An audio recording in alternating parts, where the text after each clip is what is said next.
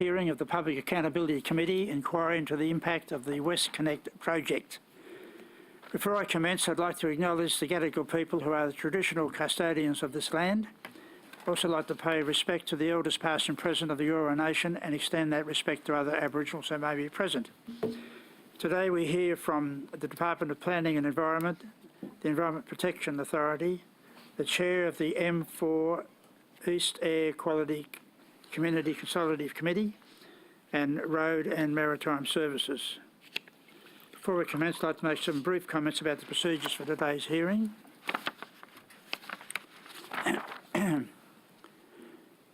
Today's hearing is open to the public and is being broadcast live via the Parliament's website. A transcript of today's hearing will be placed on the committee's website when it becomes available. In accordance with the broadcasting guidelines, while members of the media may film or record committee members and witnesses, people in the public gallery should not be the primary focus of any filming or photography. I'd also like to remind media representatives that you must take responsibility for what you publish about the committee's proceedings. It's important to remember that public privilege does not apply to what witnesses may say outside of the evidence at the hearing, and so I urge witnesses to be careful about any comments you may make to the media or to others after you complete your evidence, as such comments would not be protected by parliamentary privilege if another person decided to take an action for defamation. The guidelines for the broadcast proceedings are available from the Secretariat. There may be some questions that the witness can only answer if they had more time or with certain documents to hand. In these circumstances, witnesses are advised they can take a question on notice and provide an answer within 14 days. Note 14 days, not 21. I remind everyone here today that committee hearings are not intended to provide a forum for people to make adverse reflections about others under the protection of parliamentary privilege. Therefore, I request that witnesses focus on issues raised by the inquiry terms of reference and avoid naming individuals unnecessarily. Witnesses are advised any message should be delivered to the committee members through the committee's staff. To aid the audibility of this hearing, may I remind both committee members and witnesses to speak into the microphones. In addition, several seats have been reserved near the loudspeakers for persons in the public area who have hearing difficulties. Could everyone please turn their mobile phones to silent for the duration of this hearing. Finally, I welcome the people in the public gallery today. May I remind everyone in the audience that the hearing is not an open forum for comment from the floor. We're only here to hear from the witnesses. Audience interruptions can make it difficult for witnesses to communicate with the committee and for Hansard to record the proceedings of the hearing. I now welcome our first witnesses from the Department of Planning and Environment, the Environment Protection Authority and the M4 East Air Quality Community Consultative Committee. Could each witness, starting from my left, please state their name and position, title and swear either an oath or affirmation. Mr Snow and Mr Ray have already taken the oath, so they don't need to do it again today. So we'll commence. Glenn Snow, Director of Transport Assessments from the Department of Planning and Environment. David Gainsford from Department of Planning and Environment. I solemnly, sincerely and truly declare and affirm that the evidence now about to be given by me shall be the truth, the whole truth and nothing but the truth. Thank you. Marcus Ray, Deputy Secretary, Department of Planning and Environment. Thank you. Mark Gifford, Chief Environmental Regulator, New South Wales Environment Protection Authority. I solemnly, sincerely and truly declare and affirm that the evidence now about to be given by me shall be the truth, the whole truth and nothing but the truth. Thank you. Stephen Lankin, I'm the chair of the M4 East AQCCC, which is the easier way to say it, Chair. I'm also the chair of the new M5 AQCCC. I solemnly, sincerely and truly declare and affirm that the evidence now about to be given by me shall be the truth, the whole truth and nothing but the truth. Do any of you wish to make a short opening statement? I don't, Chair. No, thank you, Chair. Right, we'll commence then with questions from the opposition Thank you, Chair. members. And, Mr Donnelly. Excuse me. Thank you, gentlemen, for coming along this morning. Excuse my coffee. My first questions, I think, will be directed to those from the Department of Planning and Environment, and specifically around the new M5 tunnels, which are part, of course, of the WestConnex project. Now, with the M5 tunnels,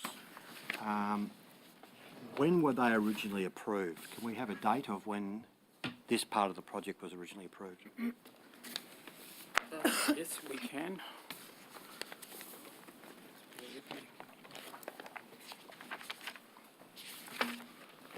So the M5 tunnels were originally approved on the 21st of April 2016. That was the approval for the entire, sorry, are you talking about the new M5? Yes, the new M5 The new tunnel. M5, the 21st of April 2016 was when the approval was 2016. was made. Okay. Now, with respect to that approval, I understand there have been some modifications to it. Is that correct? Yes. Yes.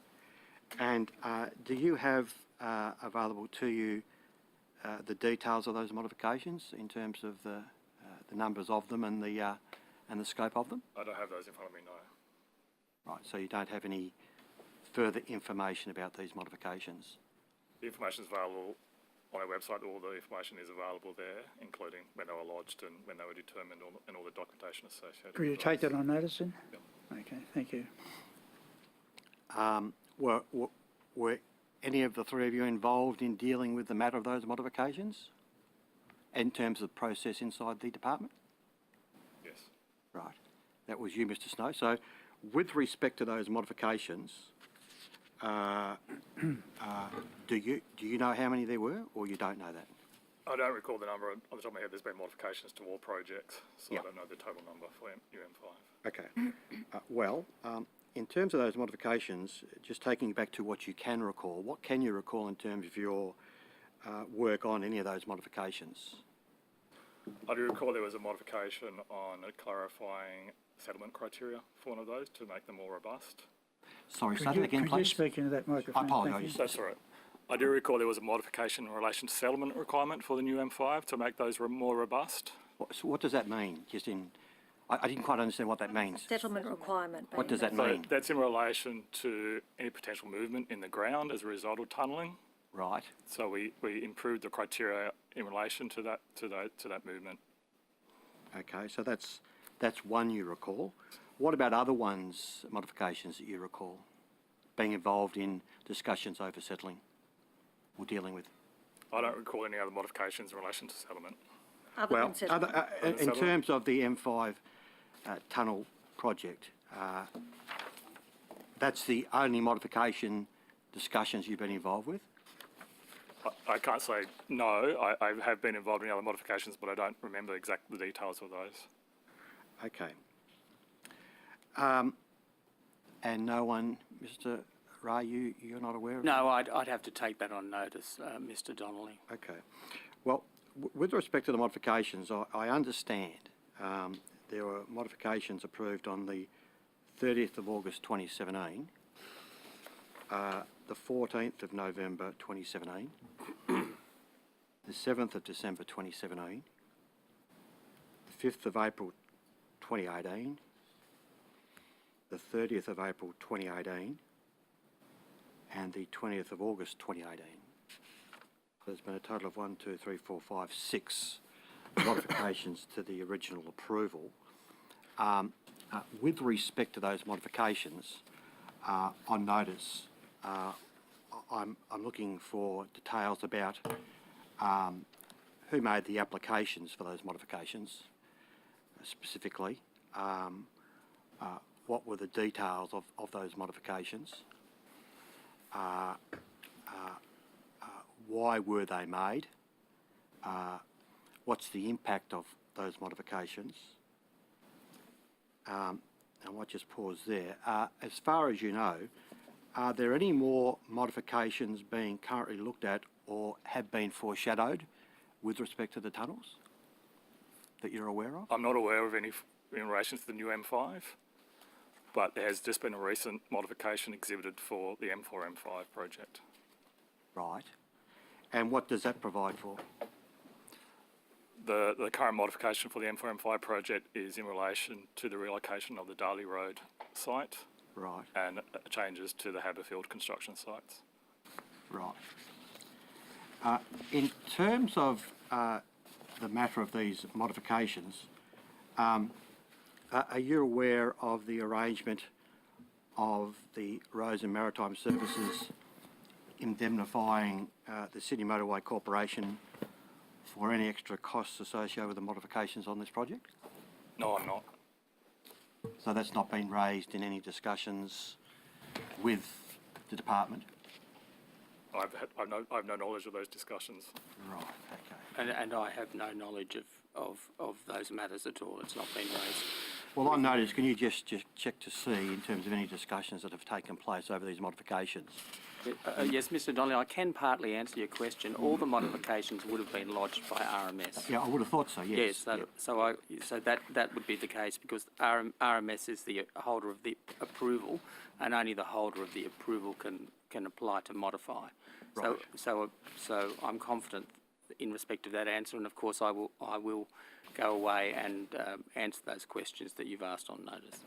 Yeah, and with respect to the matter of the costs or costings associated with modifications, is that a matter that, and if we just take, for example, Mr Snow, you spoke about one of the modifications that you're involved in. Did the matter of the cost of those modifications, is that incorporated in the discussions about this whole thing when they sit down and talk about it with you, with the department? The actual costs? Often the modifications are administrative, so there's generally not costs involved, but the costs of modifications don't form part of the assessment of the modification. So when the department sits down, well, in this case, when RMS speaks to you about the proposed modifications for a part of a project, the matter of what the cost is going to be of those doesn't form part of the discussions with the department? No. It's not a matter that we look at, that we're entitled to look at or asked to look at under the legislation. Yes, no. But you're quite certain that the issue of the dollars isn't discussed in the negotiations with you? Well, certainly it's never been discussed in any negotiation with me or in any interaction with me. And that's the case with you, Mr Snow? Yes, it is. Okay.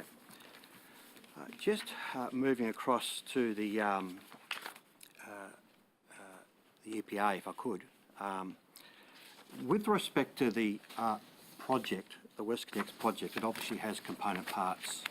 It's a very significant project. In terms of complaints procedure or complaints mechanism for aggrieved individuals, be they businesses or residents, when the EPA was brought into the fold originally to talk about the WestConnex project, was there an overarching complaints procedure discussed and settled about how across-the-board complaints would be dealt with? The EPA has a standard methodology and approach to accepting and responding to community complaints about any matter that it regulates. And for the M5 and associated WestConnex projects, that is no different. So a member of the public can call the EPA on its 24-hour telephone line to lodge a complaint or concern or report about an activity or an impact, and those matters are recorded and passed on to the operational staff, who then respond to each one of those. Sorry, the operational staff of who? Sorry, The operational staff of who would receive that complaint? The EPA's operational staff would receive that complaint. Yes, And respond to that complaint. yes. And over and above that mechanism, there is also a requirement in each of the project licences for the licensee to have a complaints recording mechanism and to provide the outcomes of that on a daily basis to the EPA as well. Okay. Now, with respect to this project and this inquiry, have you been reading the Hansard for the inquiry thus far, the 3 days of evidence? I haven't read all of it, but You've familiarised yourself with it? Yes. And have you paid attention or particular attention to the evidence from aggrieved citizens and businesses about their concerns about matters to do with noise and dust and related matters? Yes, I have. Yes. Did you note that there was some serious concern, repeated and repeated and repeated, of frustration of individuals feeling that their complaints were going round and round the mulberry bush, if I could describe it that way, that what would happen is there were phone numbers to call, and I'm not talking about the EPA for the moment here, I'm talking about the Sydney Motorway Corporation, or it could have been one of the contractors associated, and that they found that there were unsatisfactory responses to their complaint, be that in a timely fashion or substantive to the nature of the complaint. Did you observe that? I'm aware of that, yes. Yes. Now, with respect to those complaints, and they've been quite regular, and we've obviously picked up some through the inquiry, but there's also those that have come through by submission. What's been the process of the EPA in bringing all of that complaint together to assess the aggregate level of complaint with respect to this huge project? What role have you taken in examining the level of complaint across this project? So for every complaint that the EPA receives, we have a response to it. So they're the EPA complaints? They're the ones that have come directly to the EPA through our environment line. And then, as I said, there are also requirements in the licences for the licensees to record complaints and provide those to the EPA as well. Okay, now So so thank you for that. So just in regards to that, that information is obviously collected and held somewhere. The EPA direct complaints and those which are accounted to you in the way you've described via the licence obligations, can you provide them in a scheduled way to this committee in terms of the numbers? Do you account for them in that way? yes, we can. Yes. Do you have any other There will be some work associated with No, I do, but extracting all of that. But No, we can do well, it. appreciate it. But do you actually have any other information with you present today about numbers of complaints? In a general sense, yes. Could you please let us know what numbers you've got there with you, and we'll follow it up with some specifics if we need? So complaints made to the EPA, I'm referring to. Yep. There have been 388 complaints made to the EPA. Now, just to be clear, we're talking about the WestConnex project, okay? This is what Yes. we're talking about. So we're not specifically talking about individual component parts, but the overall project. Is this what the numbers you're giving us for? That's correct. Yeah. Although I would qualify that by saying that in respect of the licences that we have issued for those projects. Yes. Now, I'm just saying this so we can be all very clear about it. So there are 300, and they're direct complaints. 388. 388, they've been direct complaints. Yes. And they are followed up through your normal procedures that you have in place. That's correct. Which are pro forma procedures. What about complaints that have come through via the licensing provisions? So we make an assessment of those as well, and often they are to do with the same matters that we're already aware of, because we've had that information come to us through through the environment line mechanism and our own internal processes. So you're saying there can be some overlap? With many of the complaints, there is a lot of overlap. Right. And with respect to those that have come via the provisions within the licence, how many of those have there been? I don't have that information with me today, but I can provide that. Okay, if you take that on notice.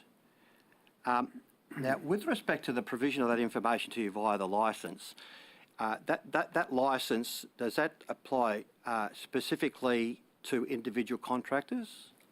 Yes, it does. Yeah. So the licence is issued to the contractor who's undertaking the work Yes. for the particular stage or project, as we would refer to it. Yep. In some cases, that's an individual contractor. In other cases, it's a joint venture. Yes. And with respect to the level of specificity of the detail that they have to provide you via the licence provision, what is that? What do they have to tell you as part of this licence condition? So in general terms, and I can provide to the committee with the specifics, but in general terms, it's the complaints received on the day, The nature of the complaint. So who- they meant to be logging these on a daily basis, so they should be providing to you that's details of correct. numbers on the day, yep. Yes. The information of the complainant, so name and address and that kind of thing. The nature of the complaint, the types of activities that the complaint referred to, and the actions taken as a result of that. Right. Generally, the kind of thing that we would require under each of those licences. Okay. Well, I've noticed for each of those licences, if you're able to provide the detail of what you've just described for the WestConnex project, umbrella project, that I appreciate that will take some work, but we're looking to get a very clear picture here because what we've been provided with is evidence, and I accept that from people who are complaining, but we are just wondering, is this a tip of the iceberg in terms of understanding the size and the dimension of the concerns, particularly around both noise and dust? Yes, so the matters that are reported to the EPA or that we require through the licence are those that are in the EPA's remit, of course, rather than to do with other Yeah, so that'll be complaints. noise and that'll be Noise, dust, odour, odour. predominantly. With respect to work at night, where does that fit into the scheme of things? If a contractor was doing work at night, late at night, early in the morning, does that fit within normally a breach that would be expected, or is that somewhere else to be? So there are licence conditions associated with hours of work and during the day, and then outside of those hours as well. Those conditions reflect the conditions of the infrastructure approval. Yep. The licences specify the hours that construction activities can occur during the day. Yep. And then set the requirements for approved outside of hours activities. And then outside of that, there are processes through which the licensee can negotiate with the EPA about changes to those if necessary due to road closures or safety issues or things of that type.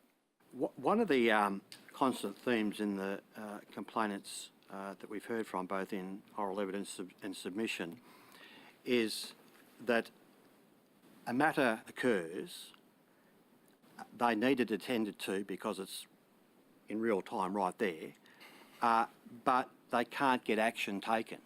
In other words, it's reported, but there aren't, sort of use the phrase, boots on the ground, so to speak, to immediately attend to dealing with the complaint.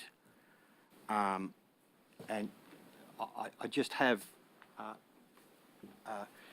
examples that have come in over the last 48 hours, knowing this hearing was on, and indeed other members I'm sure have received their emails with attached audio and video clip of works being done, noise, dust, etc.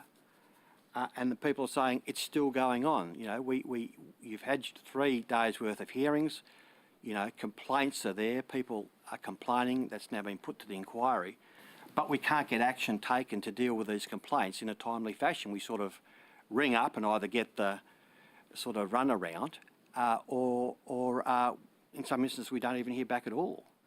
I mean, and I'm not directing this to the EPA, I'm saying that the complaints procedure as a procedure for this project, huge project. I mean, are you satisfied, is the EPA satisfied that the addressing of complaints associated with these matters are being dealt with effectively and efficiently and in a timely fashion? I'm satisfied that the matters that we are aware of are dealt with effectively and efficiently. If they're not, I'm quite willing to look into any of those matters personally to determine what may or may not have occurred.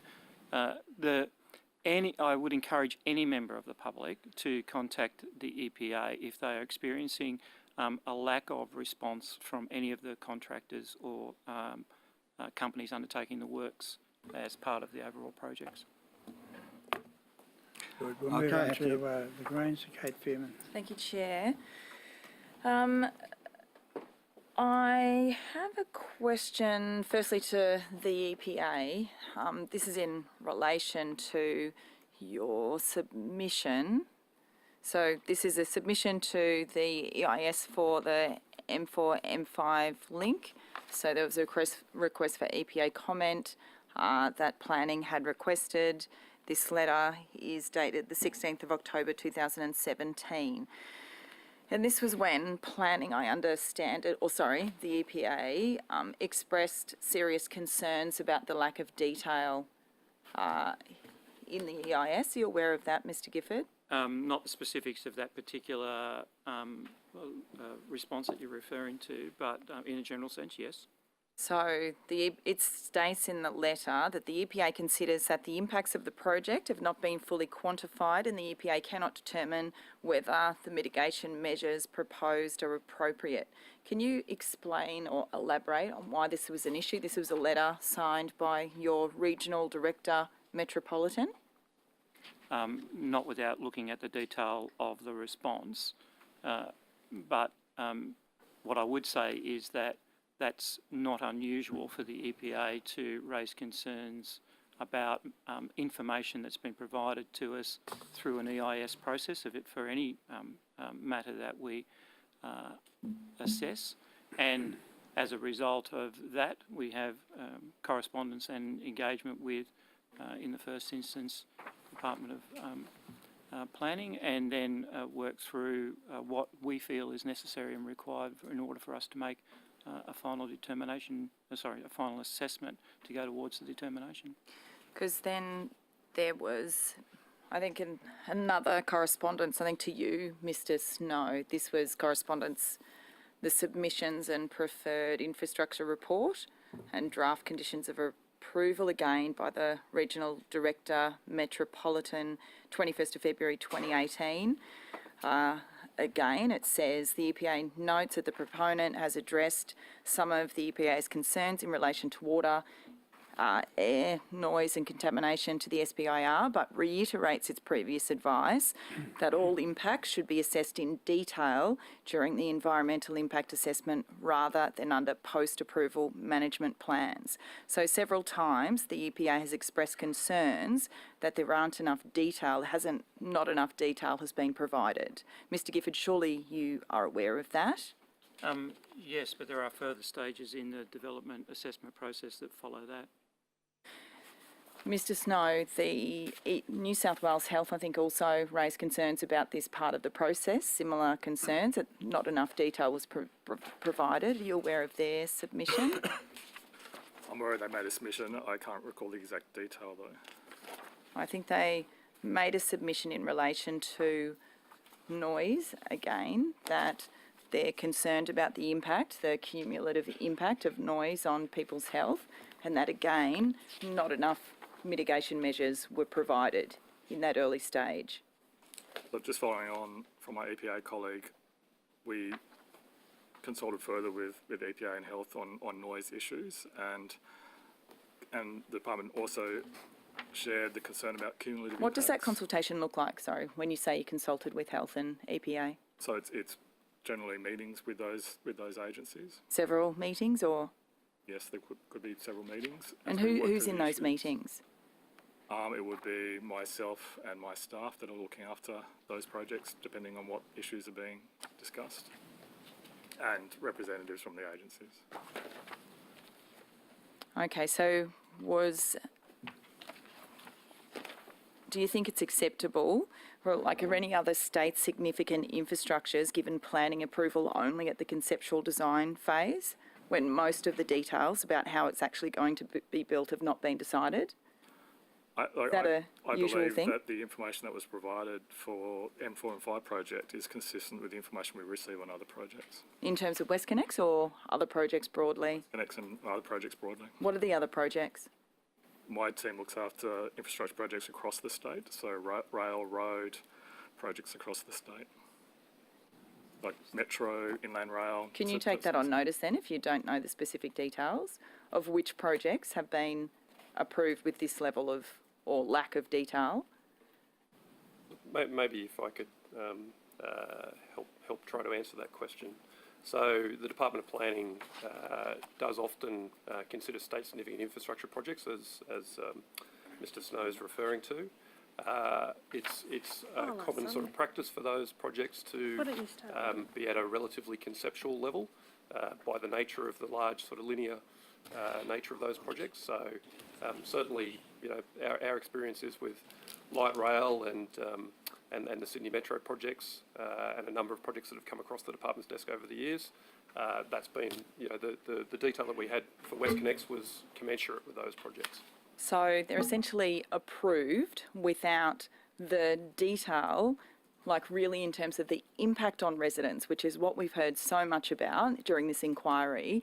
The impact on residents, the key departments in relation to health and environment are suggesting that they don't know enough detail to be able to mitigate the effects of impacts of this vast project, and it's still approved. Do you see an issue with that? So what I can add to what Mr. Snow was talking about is there is also a process that occurs after we receive that correspondence from the EPA. It's a continuing approval process, though, isn't it? Well, so as an example, there are draft conditions that the department consults with those agencies about as well, and we get feedback on those draft conditions. And in the case of the M4 to M5, there was a lot of attention paid to some of the issues that have been raised as part of the earlier stages of WestConnex around cumulative issues, construction fatigue, and there are conditions that address those matters directly. In relation to noise, for example. Well, we're hearing, as I think my colleague Mr. Donnelly said, we're still hearing from residents who are saying that they are still being subjected to noise years on. They're still communicating with the committee, like literally overnight. We received another video with frustrated residents. And I would also add that if any resident feels that the action is not being taken, and Many. look, absolutely. If any, and you know, obviously they can make a complaint to the EPA. The department's also ready to receive any complaint if they feel that they are not their matters aren't being addressed, their concerns aren't being addressed. What we did do, what I can say in relation to the M4 M5 is that we did in fact specifically consider the issues that had come up out of the first two major projects, the M4 and the new M5, and we put in a range of additional measures requiring not only a complaints mediator to sit above the top of the RMS/SMC internal complaints management system, so that complaints could be mediated, but we also established a requirement for an independent acoustics advisor. Okay. So we are addressing, we have attempted to address those things in response. I've got limited time. I'm sorry to interrupt. No, There's fine, so many. That's fine. To Mr. Gifford, once more, when did the EPA first become aware of the foul odours coming from the Alexandria landfill site? This is back in 2017, I believe. I'm not entirely sure of the exact date. I'd have to take that on notice, but I can give you some general sense of... You issued a prevention notice for the first time, roughly 27th of March 2017. I'll help you out. Thank you. With that. How long did those odours go for? How long did the residents experience those? So they went over several months. The EPA undertook a number... We were responding to the complaints about those odours. Possibly 3 to 4 months, is that correct? Yes. You've heard about residents having to stay indoors, feeling nauseous. Yes. School students having to be shut inside the school. Yes. Parents not sending their kids to school because they were sick. Lots of different severe, awful impacts from the residents. You would have received hundreds of complaints, I'm assuming. Correct. Why did it take that long for the EPA to act?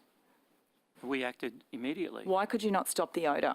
So there were challenges. We were working to understand the source of the odour with the company. You realised it was emanating from the landfill site, correct?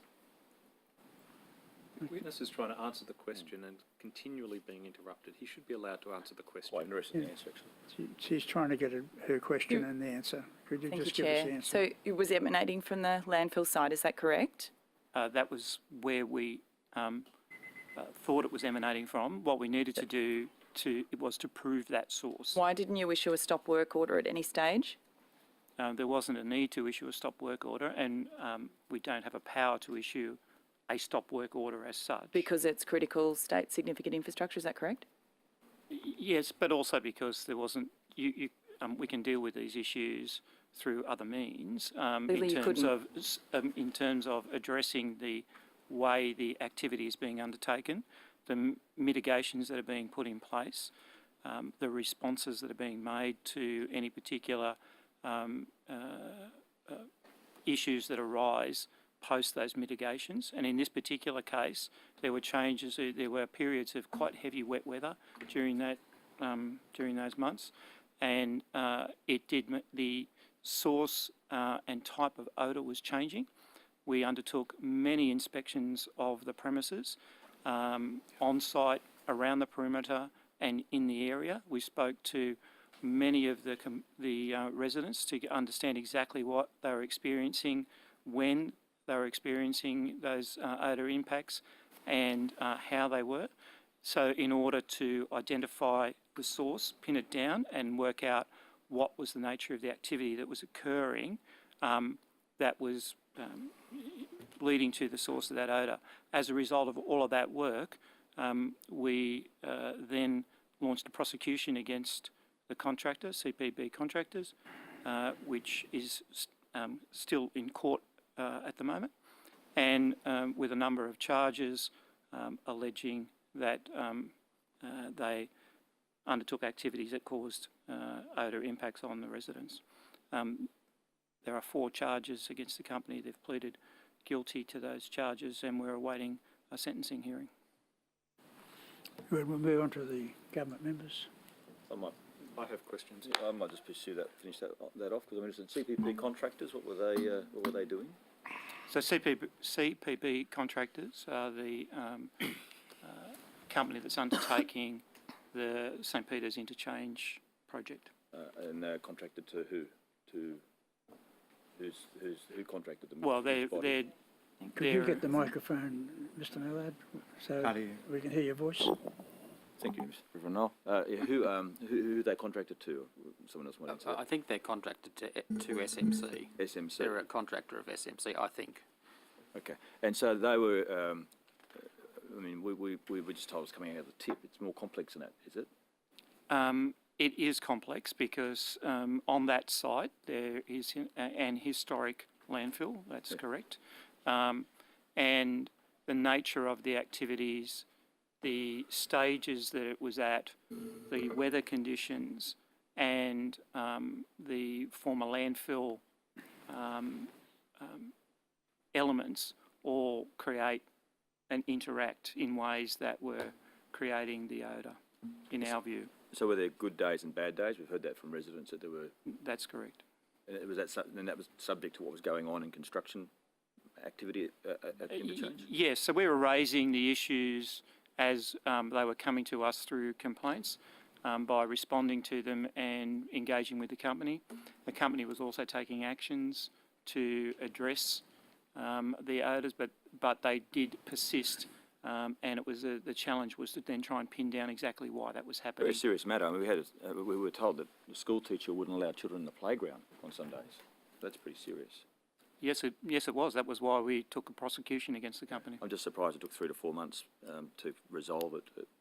Odours are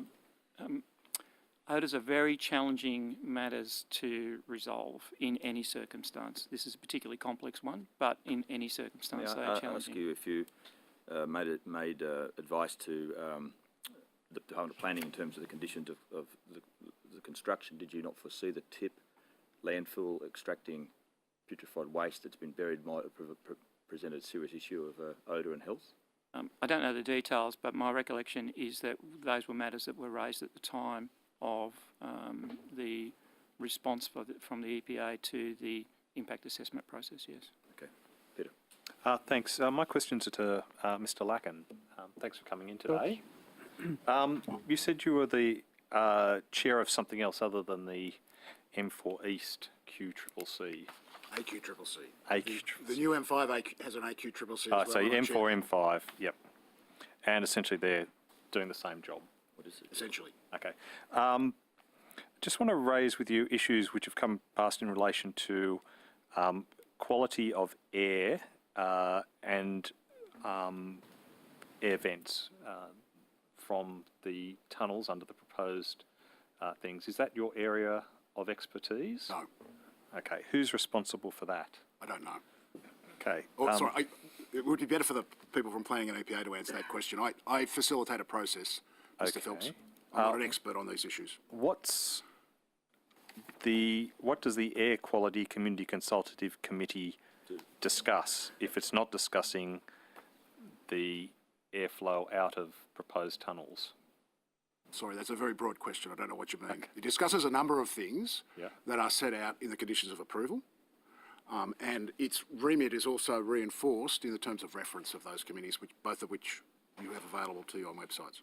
Okay, so if a member of the community had a concern about the potential health effects of air to be emitted from exhaust chimneys or other vents under the proposed scheme for the M4, M5, they wouldn't come to your committee? They might, but that's Okay. not, It's dealing not with your area. complaints is not Okay. my remit. Do you deal with the quality of air in the tunnel for drivers? What do you mean, do I deal with it? I have no control over the tunnel, the quality of the air in the tunnel, sir. Okay. We discussed those issues. Yep. Okay. It's a consultative committee, Mr. Phelps. Yeah. But I'm just wondering what you consult about if you're not consulting about the quality of air We do Which is- consult about those issues. for the construction process only, or prospectively into the future once the construction is completed? Both. Okay. So if someone were to raise with you concerns, technical concerns, that the level of particulate matter coming out of the tunnel air vents once the M4 and M5 are constructed would be deleterious to their house or their local community, would that be something which your committee would discuss? That person's individual complaint? Yes. No. Okay.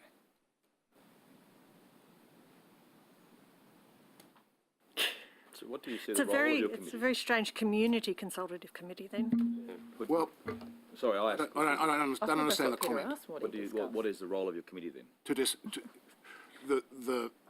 The proponent is obliged to monitor air quality for a period of 12 months prior to the tunnel being opened. Oh, so your And then- benchmark but then studies. also, And they're benchmark Yeah, studies. okay. The proponent is also obliged to measure air quality for 2 years after the tunnel is open, at the very same air quality monitoring stations.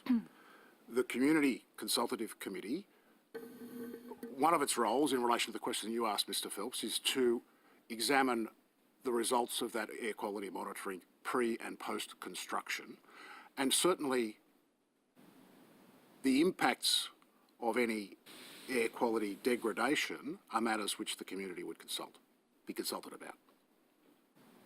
Okay. And if there was a degradation, that's where they would see it. Because they would have pre-operational and post-operational air quality data. Okay. Are you publishing that data in The real time? proponent, the proponent in those cases, I think was SMC, is obliged to publish that data live on its website. Yeah, they've got it on live on site. The complaint is that the complexity of the site is such that ordinary members of the public aren't able to adequately assess the data which is actually being provided. I can perhaps add to Thanks, to Mr. Gainsford. answers that Mr. Lincoln was giving. So the approvals for each one of the WestConnex projects actually has a range of air quality requirements, both in terms of monitoring and feedback from the community. So both internal and external requirements need to be met. There are some limits that have been set, but also there's a range of monitoring requirements that are established as part of those approvals. So the Air Quality Community Consultative Committee has a role in, I guess, verifying that those conditions are being met, and also has a role in actually looking at the monitoring locations as well. How many monitoring locations are there for the benchmark study over the length of the, what might be called the M4, M5 project?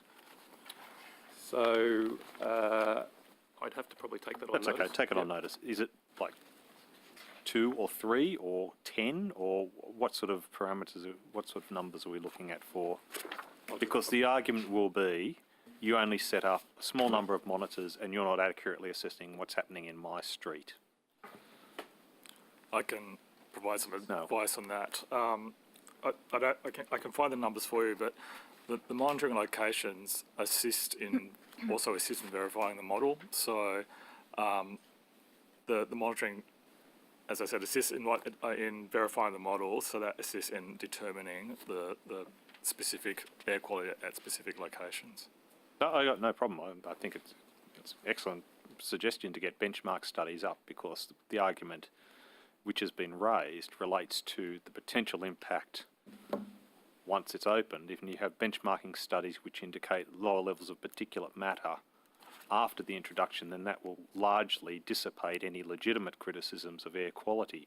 Whether that occurs or not is a different matter, which leads to my next question, and that is, I presume I'm asking the EPA or Department of Planning and Environment, any assessments they've done on the dissipation, particularly of particulate matter, via the proposed exhaust vents, whether it will lead to a concentration within those areas, or is it likely that, given the height of those exhaust vents, dissipation will have a negligible effect on particulate matter levels at ground level? Do you have any information on those? Yes, so certainly the modelling results from each one of the infrastructure approvals for WestConnex has done a detailed assessment at point sources right around the ventilation facilities for each one of those projects. And you're right in drawing the conclusion that the conclusion of those modelling results are that there is a negligible impact in those Are those areas. modelling results available? Yes, so through the impact assessment process, all of those modelling results are available. And what I can sort of add to was that modelling done by the proponents or done by the department? So that modelling result is part of the environmental impact statement, so it's done by the proponent. But what I can add to that is that there's a series of checks that the department goes through as part of the process. So we seek advice from the Advisory Committee on Tunnel Air Quality. We also seek advice from New South Wales Health, the EPA, and we also actually employ our own independent consultant to review the modelling results and to verify that those results are accurate. And what's the view of your independent consultant? So the view of the independent consultant for each one of those approvals has been that the modelling has been accurate. Okay, so this is quite important, and that is that it's the assessment of the department based on the proponent's submission and your own independent assessment of that the level of pollution and in particular particulate matter in the surrounding area will be lower than it currently exists? That's not possible for me to say in all point sources, because obviously there's a number of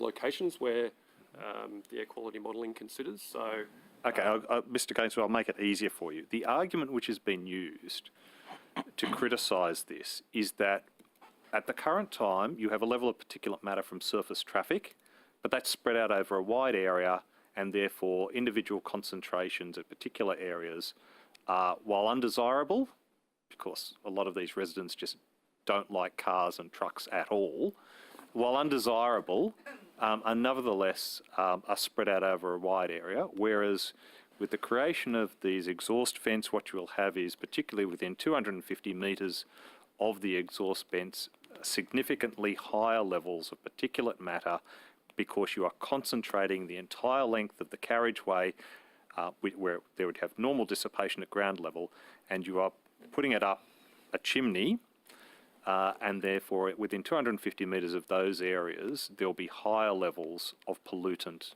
in the community. So I'm not an air quality specialist, but what I can say is that based on the modelling results that the department has assessed and had independent experts assess, the results are indicating that there are some locations where there is a negligible increase in certain types of pollutants, but in the vast majority of locations there's a reduction. Okay, and what's the level of the negligible increase?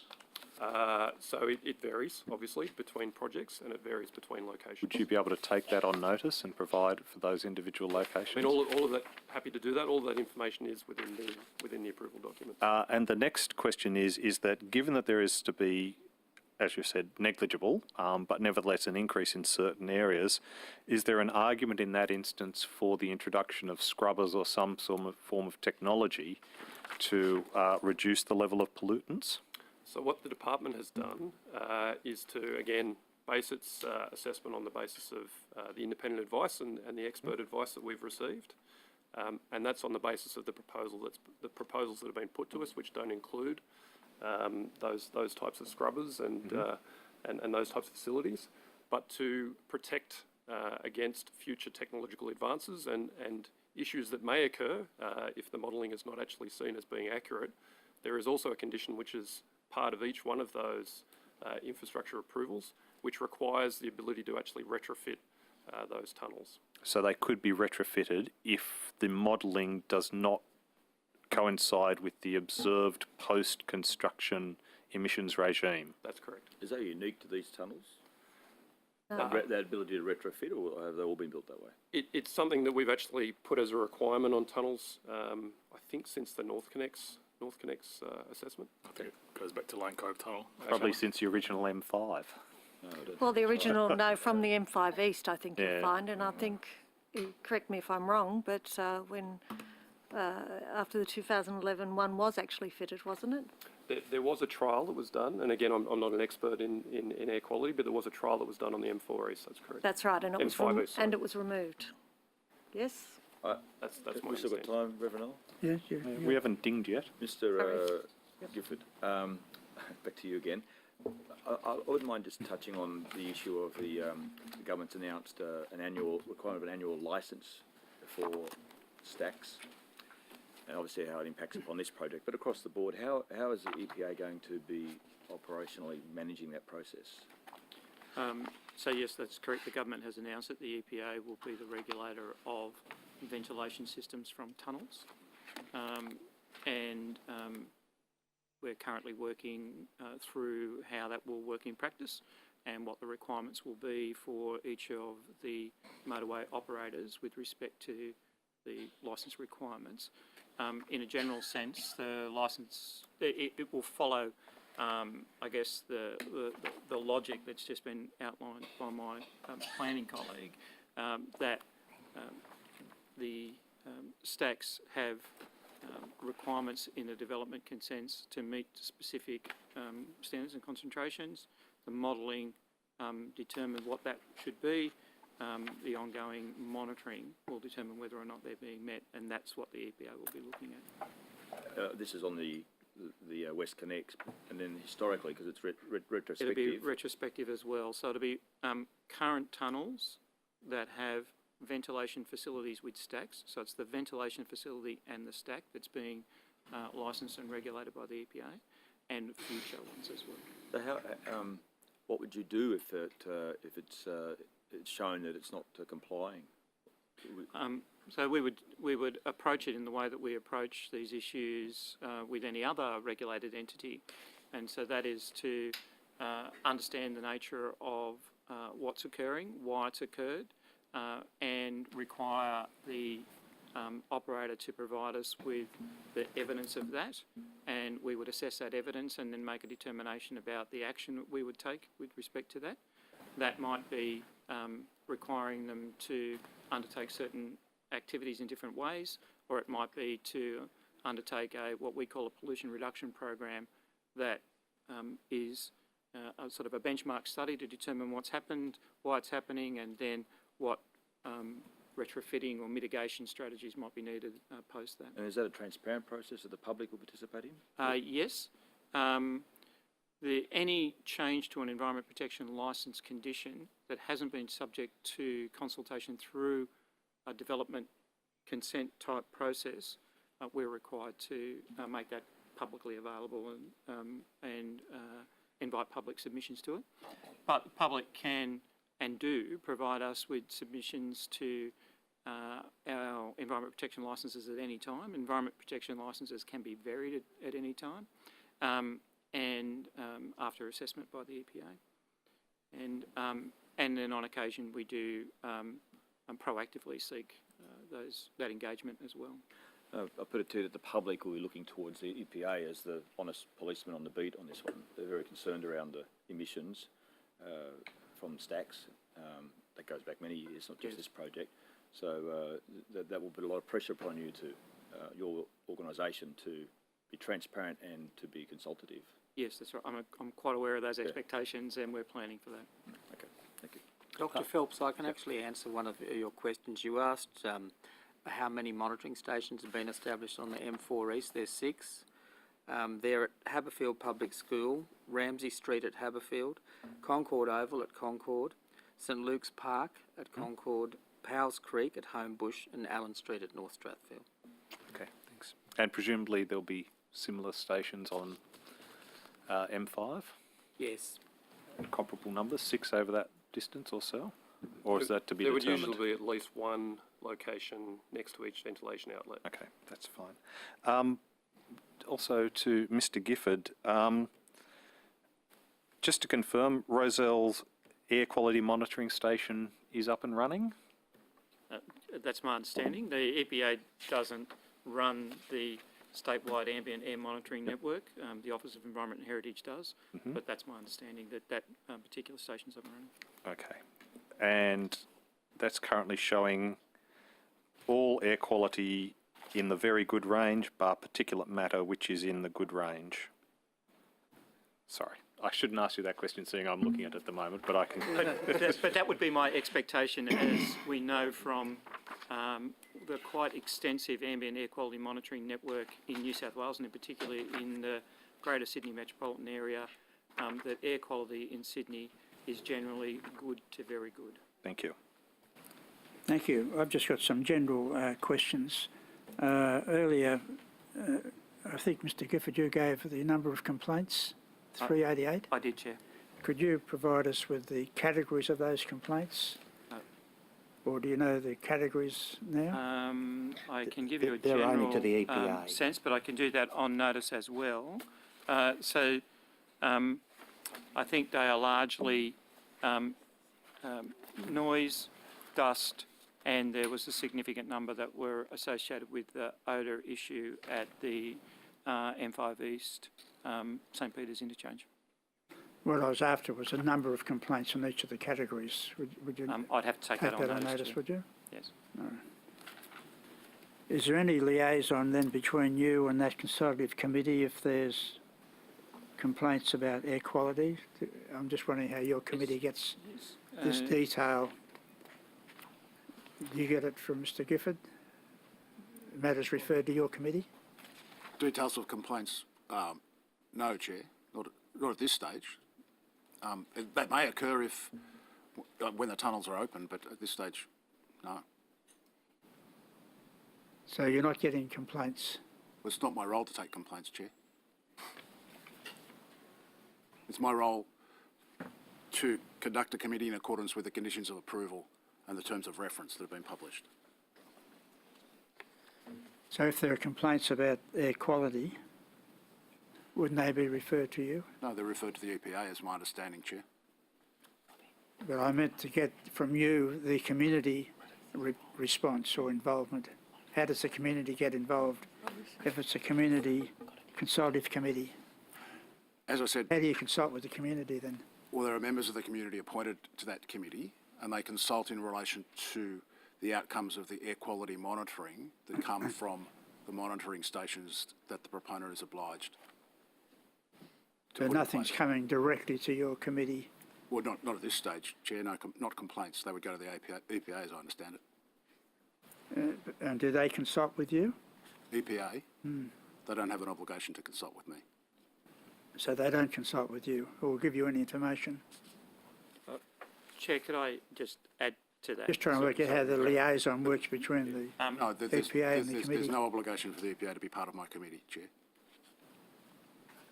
EPA staff do attend the consultative committees and are there to and attend to answer community questions, provide advice, and have provided presentations to the community as well, both in terms of Mr. Lankin's committee, but also others like the one operated by the Inner West Council. So it's, the consultation occurs through the EPA members being present at the committee meeting?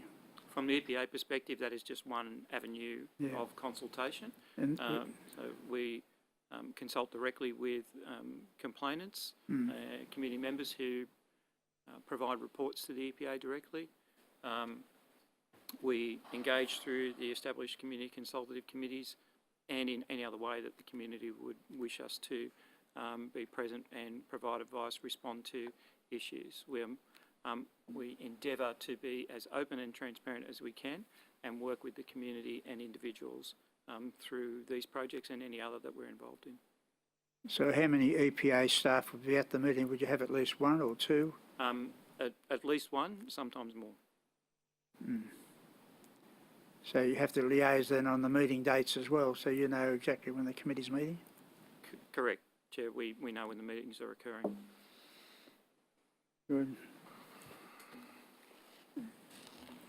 We've always had questions about the exhaust vents and their locations. There's still efforts made to not locate those vents near schools where children may be in large numbers. Who would handle that question? Yeah. Or a matter for the plan. Look, largely the location of ventilation facilities are a matter for RMS as part of their proposal. Typically, as I understand it, RMS look to locate ventilation facilities as close as possible to the portals of those tunnels. But I know they also take into account the surrounding land uses as well. But importantly, the assessment of the impacts of those ventilation facilities through the process of assessment, the planning assessment, obviously we're keen to ensure that the air quality that comes from those ventilation facilities are ticked off by health and the independent air quality committee and our own independent peer reviewer as acceptable and meeting health standards. So you say... Whether they're located 500 metres from a school or a kilometre from a school. And you're saying RMS just have the responsibility to locate those stacks, but do they have to get advice or approval from some other body, EPA? I'm not sure in terms of what RMS's process is for the exact location of those ventilation facilities. Perhaps they do have conversations with New South Wales Health and others. I'm not. You're not involved with RMS then discussing it with them? No, I'm not. No. They don't ask you for feedback? Not at the point where they're developing the proposal and in terms of where the ventilation facilities are. No.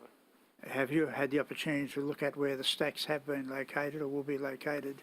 And do you have any view on that yourself as to whether they're suitable locations? Yes, so I mean, as Mr. Ray was saying, certainly as part of the impact assessment process, we definitely consider the location of those ventilation facilities, and we go through the process of getting that independent advice to verify that those facilities are not having the detrimental impacts on any of those receivers, be them schools or residents. And RMS would take notice of your views, or they act just pretty well independently? No, I mean, ultimately, they're to be able to start constructing their project, they need to get an infrastructure approval for those projects. So, yes, so we're definitely an important step in the process.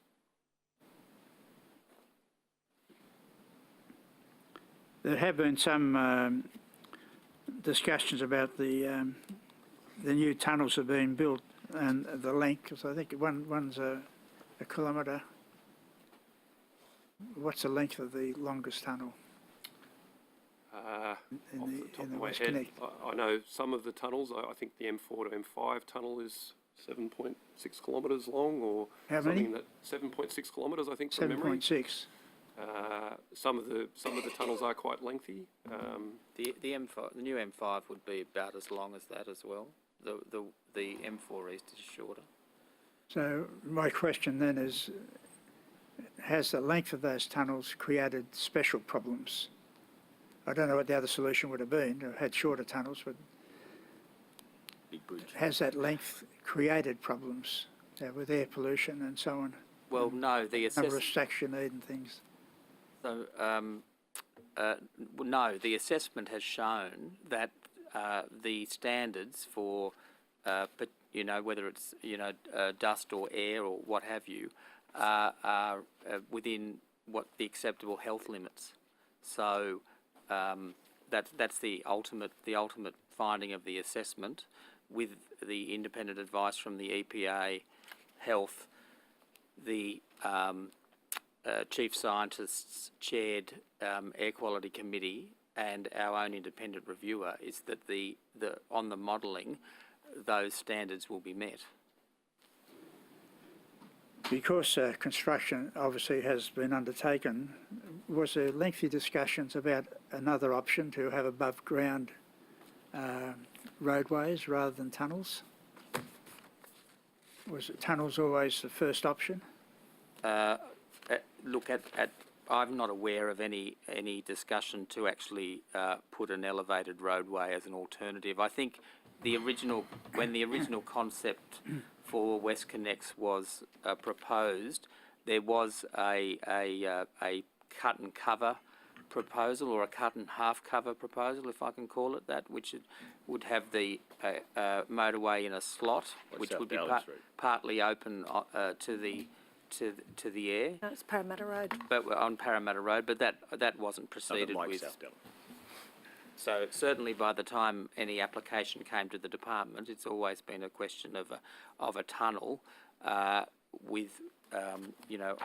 Because obviously that is a lot less disruption, create a lot less disruption, because the construction then is focused on the portals and any other entry point, so it's much more limited than would be an above ground or a half-sunken tunnel. Good, thank you. We'll move back to the opposition members. Mr Snow, I just want to ask you regarding the, seeing as you did the transport assessments, the original EIS for the M5 section of WestConnex showed that once you put the tolls on the tunnels, that it actually reduced the numbers of cars on that part of WestConnex, even with the new tunnels. That's correct, isn't it? I wasn't directly involved with the new M5 assessment, but I can advise that the tolling forms part of the traffic modelling. That forms part of the EIS. That's right. And what does tolling do to the traffic that uses the motorways when you first put the tolls on? I'm not a traffic modeller, so I can't directly answer that question. So that wasn't part of the assessment process? The assessment incorporates the toll as part of the traffic model. Right. So did it show that there'd be an impact on surrounding streets around motorways as part of the traffic assessment? Or was that not part of the process? Are you talking about new M5 or?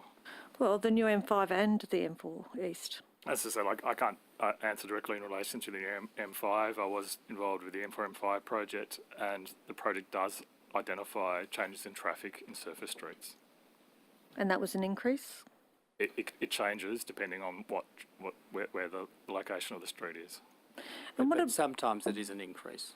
Yes. And what about the impacts of part of the construction on surrounding suburbs and increases? Is that part of the assessment as well? Yes, it is. So in areas such as Bedwin Road, which is one of the access roads for the Marrickville Metro Shopping Centre, would the reduction from that from from 2 lanes to 1 lane have been part of the assessment process? I can't recall the detail, but I'll have to take that on notice. Yeah, if you could, because I'm surprised that what is the major shopping precinct in that region of Sydney, that one of the 2 access roads in has been reduced, causing bank ups. Mr. Gifford, you said that at the time of the EIS process, the EPA raised issues about undertaking construction on a former brick pit that was landfill. Is that correct? That's my recollection, yes. And that would be because a capped landfill, once you disrupt the cap, creates a number of risks, doesn't it? And challenges, yes. And so odour would not be unexpected from that site. That's correct. Do you know if the public was informed of that at the time? I don't know the answer to that, but the planning process, the EIS process, the EPA's response to the EIS and the response to submissions from the public and the proponent are all publicly available. You have representatives of the EPA on the Community Consultative Committee. No, Oh, you attend. yes. And really, the way the Community Consultative Committee is effectively working is to funnel the information that they're receiving from the proponent to community organisations such as the Inner West Council, community representative groups. Would that be correct? That's my understanding. They've shown in their last minutes that there's been a gradual increase in some levels of pollutants for the first 6 months. Are you aware of that finding? You're referring to air pollutants? Yeah. Yes. And that would be NO2, would it? That's my recollection, yes. And NO2 essentially is a byproduct of vehicles? Correct. Did that surprise you that there'd been an increase? Excuse me. My answer to that would be it depends on the monitoring. Monitoring is, by its very nature, a highly technical and specialised activity. Whilst I would not discourage the community or other members of the public, these communities or other members of the public from undertaking their own monitoring, the determination of the results of that monitoring can be quite different depending upon how the monitoring's been undertaken, the types of monitors that have been used, the situations in which they've been used, the topography, the meteorology at the time. All of those things need to be taken into consideration.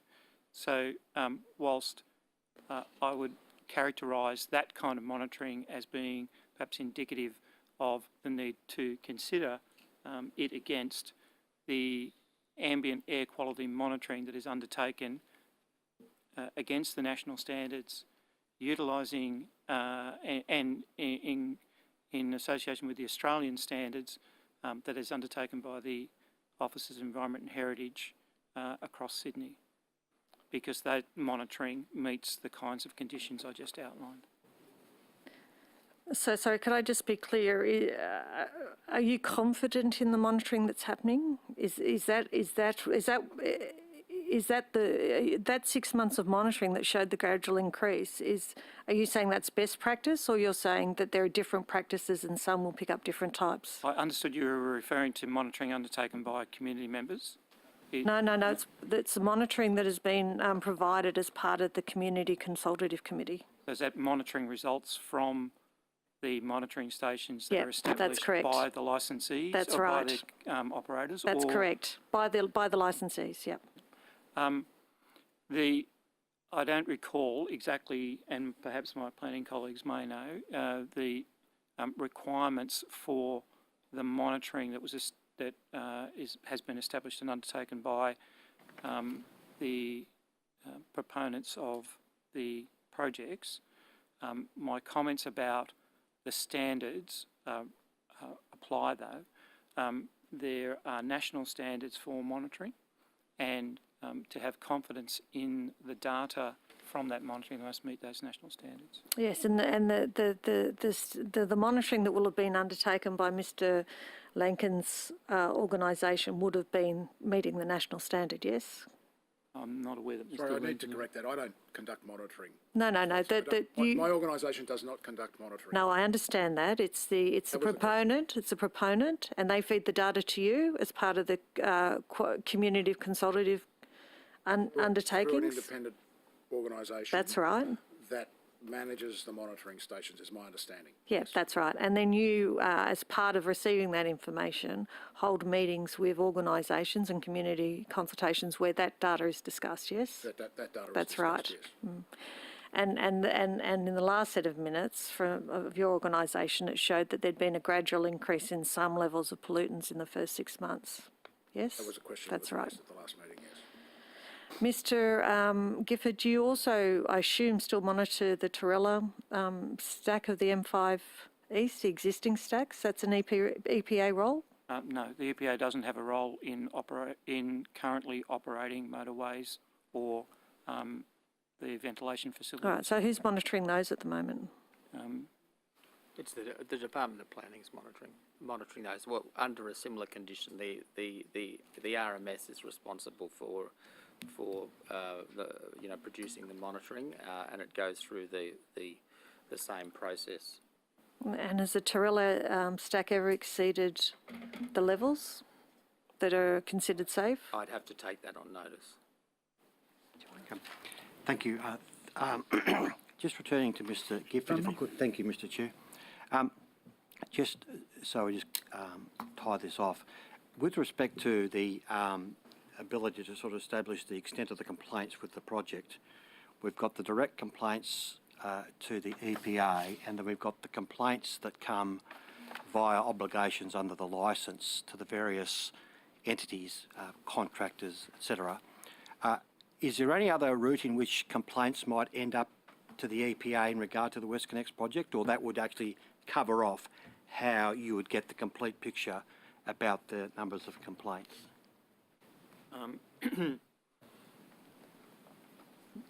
These are complaints about noise, dust, dirt, odour, etc., etc. The complaints, excuse me, the complaints we receive would be through our environment line and the environment line. the It's the 388, licence conditions. We might well receive complaints from other agencies or other forums, or when we attend the community consultative meetings as well. Well, how do we get a complete picture then of what has been the level of complaint? That's what we're trying to establish here. I mean, can we go to the EPA and say, listen, we want the complete details of the complaints and get that from you? You can, from all of those complaints that the EPA is aware of, yes. Yes. Now, with respect to the contractors, in other words, via the licence condition, I mean, are those entities fulfilling their obligation in terms of providing the information they're required to the EPA in terms of those complaints? No, that's my understanding. To the best of your knowledge? Yes. Right. So, to the best of your knowledge, each and every one of those that have been issued under a licence are meeting their obligations, and it's not been drawn to your attention or you've observed that any of these entities are not fulfilling their obligation? That's what your evidence is? With respect to the complaints? Yes. That's correct. That's to the best of my knowledge, that's correct. And do they normally submit these, on a monthly or fortnightly or bi-monthly basis? What's the... Daily. Daily, okay. So, I mean, if they've been submitting them daily over the course of this project, I mean, there's obviously some pretty comprehensive data about that, isn't there? Held by the EPA in terms of, surely that's something that's actually studied and looked at and reflected on. Is that the case? That is the case, yes. Okay, so what's the reportage on the examination of this material that's coming in from the licensees? So we don't publicly report on the information that we receive through that mechanism. But do you have any information here today about what the quantities of complaints on noise are, for example, in percentages or numbers, raw numbers? Through that mechanism, I don't know. I would have to take that on notice. Well, what can you tell us about then? I mean, we know 388 complaints are coming to you direct, okay? Correct. There might be a few that might dribble in from other government agencies, yes. But then you've got this... Others that are coming Others that are coming in. Now, we want to know about the content of those. Well, you know, surely there are reports coming to you, or you are having drawn to your attention, what are the content of these complaints? I mean, is there reportage to you directly about this? Yes, as I've said, they report to us. Yep. So what can you tell us? That the nature of those complaints are, as I said before, to do with noise, dust, construction-related activities. Yep. So what do you do once you've actually looked at these and reviewed these? What's the response of the EPA? Again, as I previously said, we assess those complaints. We respond to them, perhaps not individually, those ones, but in a general sense we do. Well, listen, can I put this to you? Because, I mean, to say that people are mightily cheesed off is an extreme underestimation of what's going on here, okay? I've got, and I won't name the individual, but we all got, as I understand it, says, Dear Honourable Members, this is an email that came through at 12:29 this morning. Dear Honourable Members, please see video attached. Taken at 11 p.m. from our home. Our next door neighbours were offered alternative accommodation. We were not, even though we have been offered alternative accommodation on previous occasions when night works were further away from us presently. The house is vibrating. Please make WestConnex accountable, full stop. And there is the attached clip. Now, it's just extraordinary that these complaints are coming through to members of the Legislative Council. We talked about these in the preceding hearings. I mean, this is the fourth day of hearings for this inquiry. And the best that we can find out is that it's business as usual. The complaints come in, but the issue is dealing with the matters, in real time or as close there possible. I mean, this happened at 11 p.m. last night. Now, where is, to use the phrase, the policeman on the beat or the policewoman on the beat to deal with a matter like that at 11 p.m. in the evening? If we receive a complaint, we respond to the complaint. We also respond to them after hours. So if we receive it, we will respond to it. So I haven't had a chance to speak to this person since I received this, but you're saying that this person could contact your complaints line, the EPA complaints line.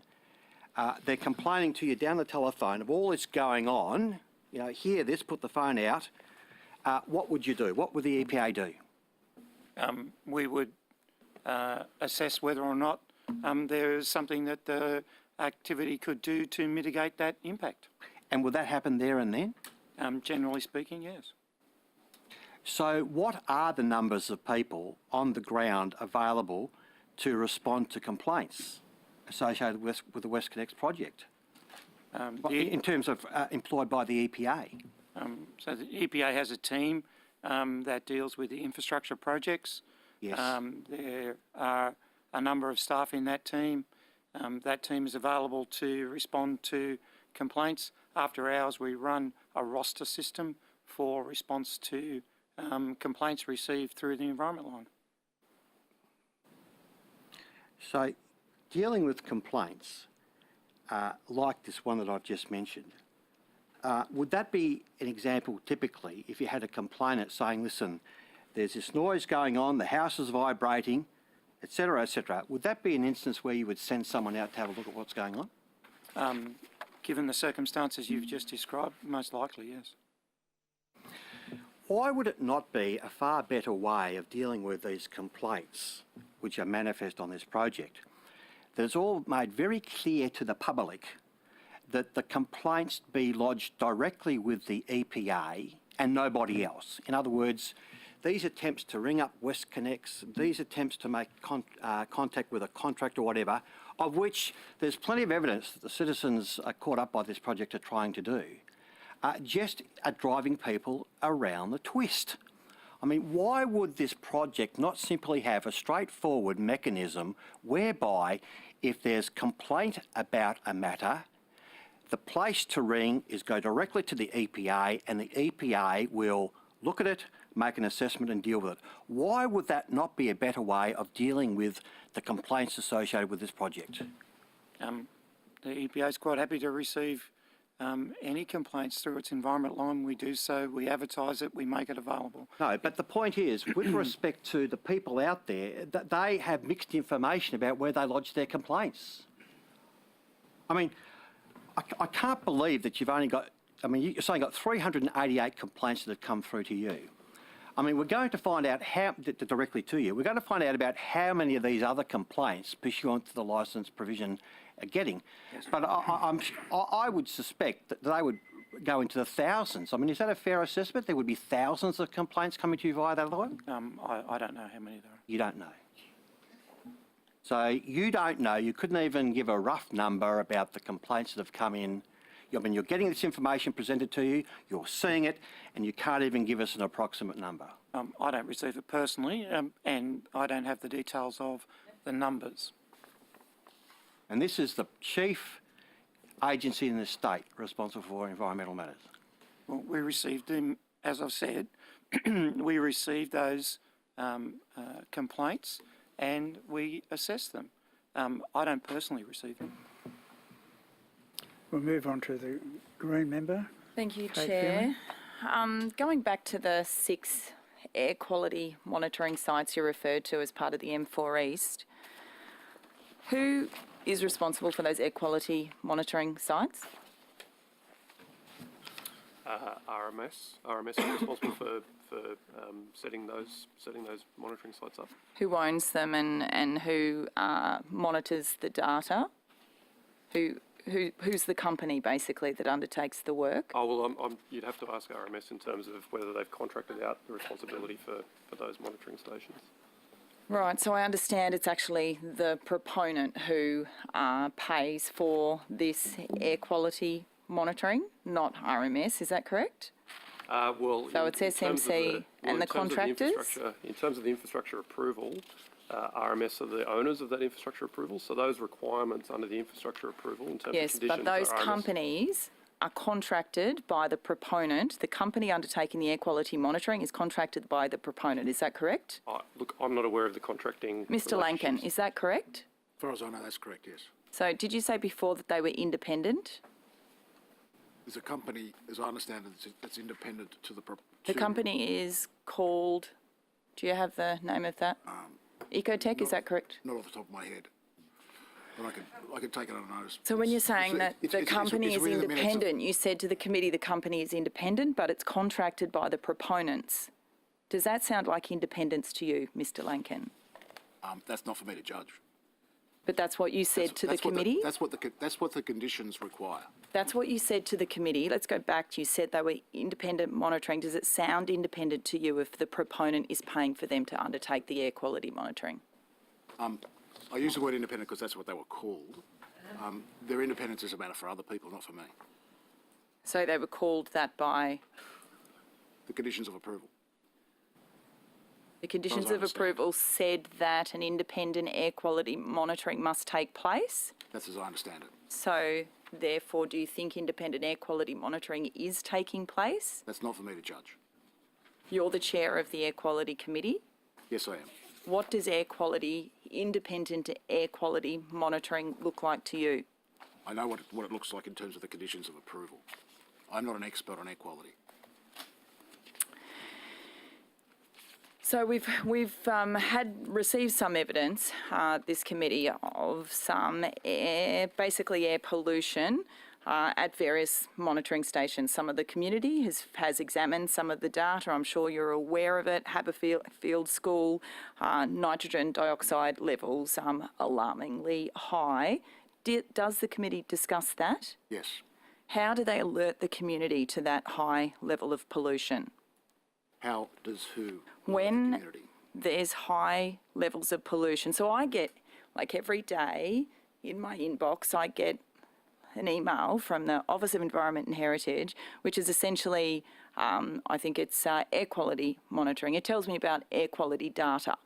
So the proponent is undertaking this air quality monitoring. Firstly, why isn't the EPA doing it, Mr. Ray?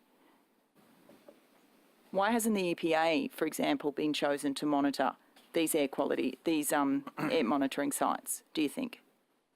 Well, Is there any reason why the EPA can't do it? Can I answer that? The EPA doesn't do ambient air quality monitoring. The Office of Environment and Heritage does ambient air quality. Sorry, my fault, the OEH. Why wouldn't the Office of Environment and Heritage undertake that monitoring instead of the proponent? well, so the requirement is specific to the project. Yes. And the department has no power to impose the requirement on the Office of Environment and Heritage. It's Okay. only got a power to impose the requirement on the proponent. So you didn't, so you can't impose the requirement for the OEH to undertake that monitoring as opposed to their preferred private supplier of air quality monitoring? Well, we have no legal power to do that, but we could look at that as an option in the future. So whether they'd be prepared to actually do that. when high levels of pollution appear on these monitoring stations, how is the community notified that day when those levels appear? Mr. Lankin. My understanding is that the website has that data live. It's available on the website. Do you think the children and the school at Haberfield Public School, are they alerted to the fact that there's high levels of nitrogen dioxide when they appear? I don't know. So you're the chair of the committee Yes. that has been established to reassure the community that air quality is being considered. This is the consultative committee. My job And you is not don't know how the school is notified if the pollution levels are high? It's not my job to reassure the community. Is it the It's committee? EPA's job. It's whose job? It must be the government's job, not mine. The monitoring is So done. referring to your committee, a couple of things. So how many meetings have the EPA attended? I'm not sure. I don't think they've attended any, but I can check that. Yes, you don't think they've attended I can check any, that. is that correct? Yes. I think the minutes say that. Mr Gifford? Yes, I think I might have confused the committees before. When I More did than my confused, answer. possibly. Yeah. So the EPA has Not attended any. not the Air Quality Consultative Committee, but the RMS Consultative Committee. And Okay, let's the stick to this Inner one West just in terms of limited Consultative time. Has Committee. the EPA been invited, Mr Lankin? I understand that they haven't been invited. Why haven't they been invited? I don't know. Perhaps I can. Is it your role, just so one sec, is it your role to invite them? No. Whose role is it to ask the EPA to attend this committee? The proponent were asked to invite them by the committee. Mr Lankin, is it correct that you received 7 applications for the M4E community representatives from the Eastern Ventilation Facility area, but only 2 were appointed? No. I've been told by the committee that the committee has. There were 3 appointed from the east. So I've been told that, we've been told that a 3rd rep was not appointed, or when was the 3rd rep appointed?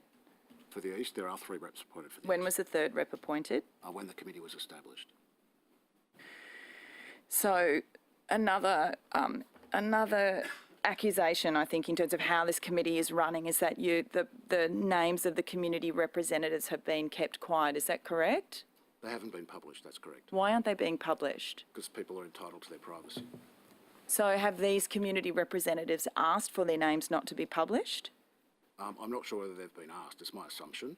Wouldn't a community representative be there for members of the community to get in touch with in relation to their concerns? I assume so.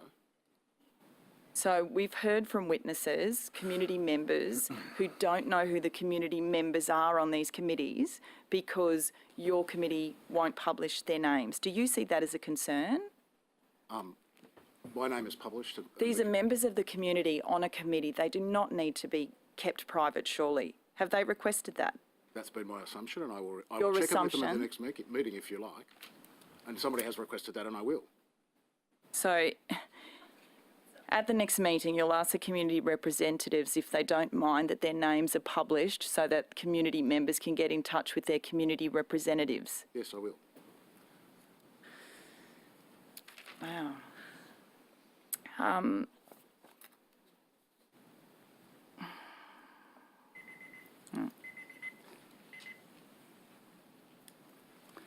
Good, just some other general questions following up those ones. I suppose the question went through my mind, do the community representatives want to have that on their plate, people ringing them with complaints and so on? Is that...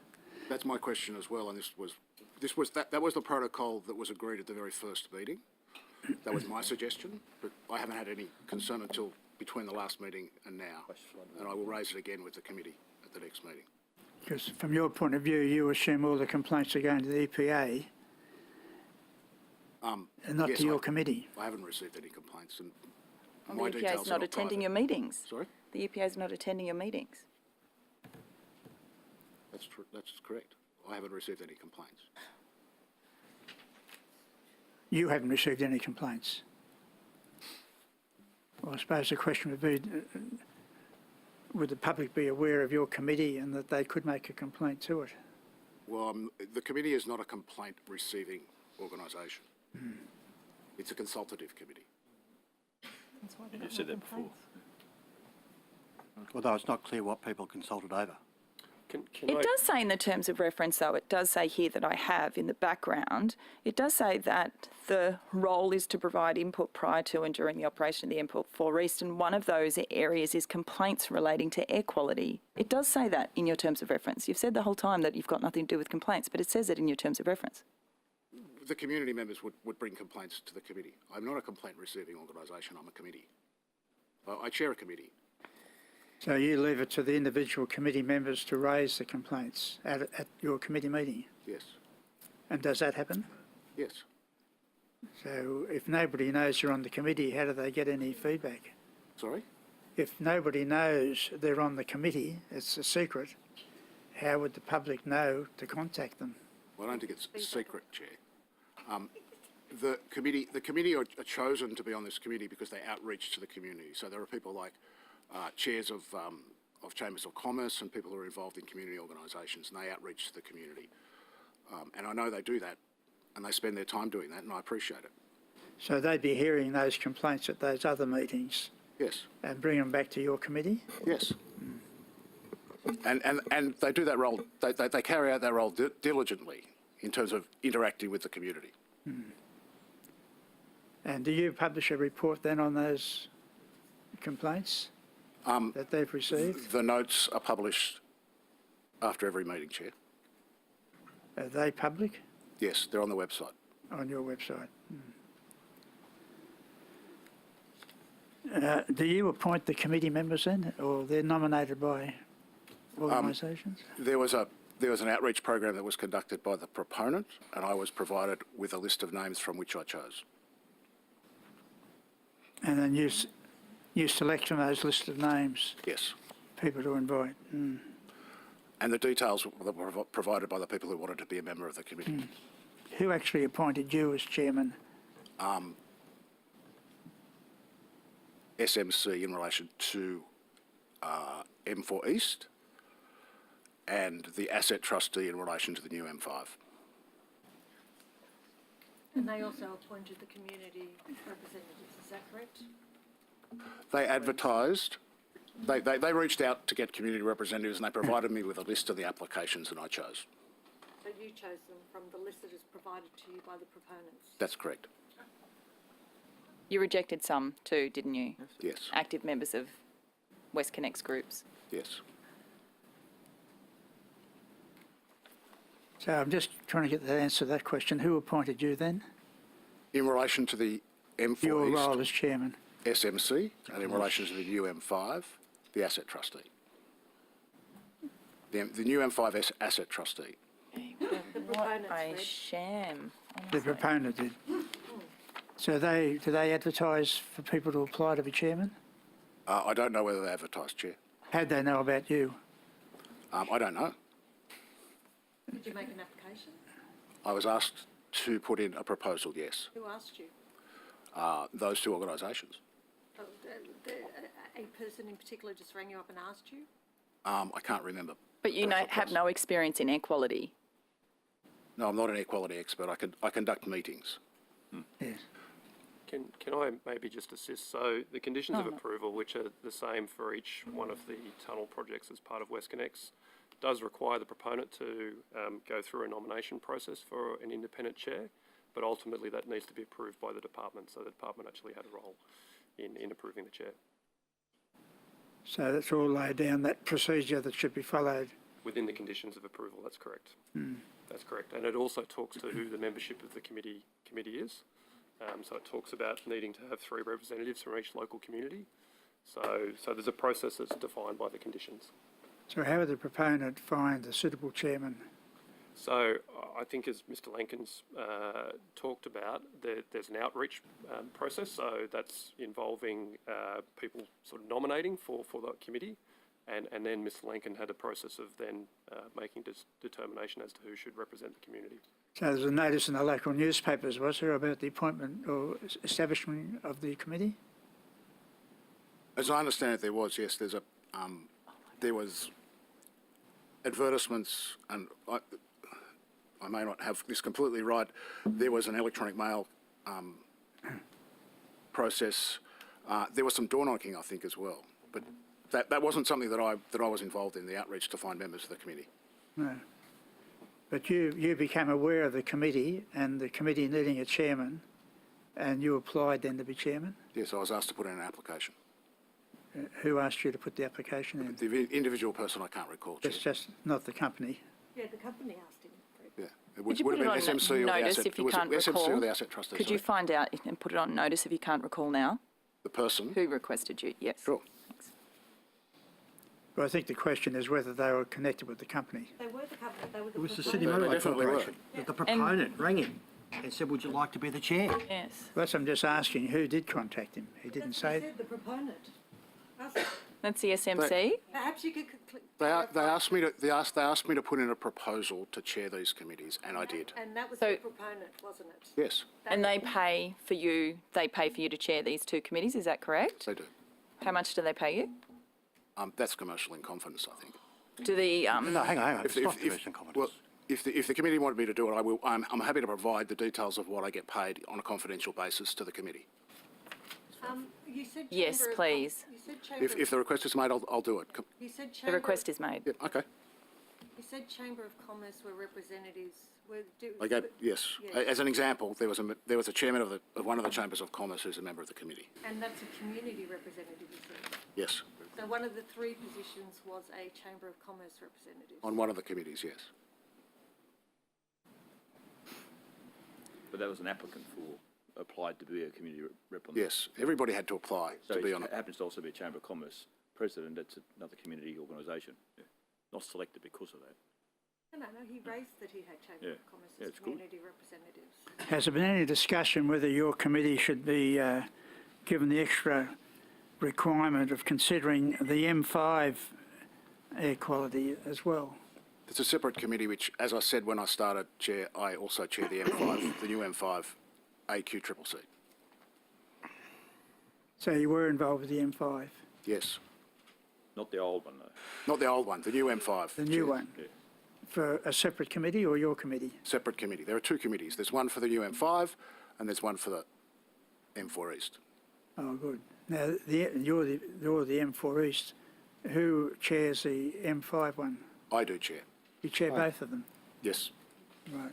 These independent Is the committees. membership the same on both? No, No, it's different. different, depending on the location, where they The live, members are chosen for their geographical locations. locations. Yes, that's understandable. Well, thank you. We'll move on to the government members. Thanks very much, Mr. Ray, or anyone else from DPE. I just want to go back to the issue of independent air quality monitoring. Is it unusual or usual for a proponent to be required to pay for independent air quality monitoring where that may well be an issue in the development? My understanding is that's consistent across tunnel infrastructure approvals that have happened for quite some period of time, so it's not unusual. Okay, so would you be able to take on notice other instances where the proponent, rather than OEH, has been required to provide, to fund the air quality monitoring?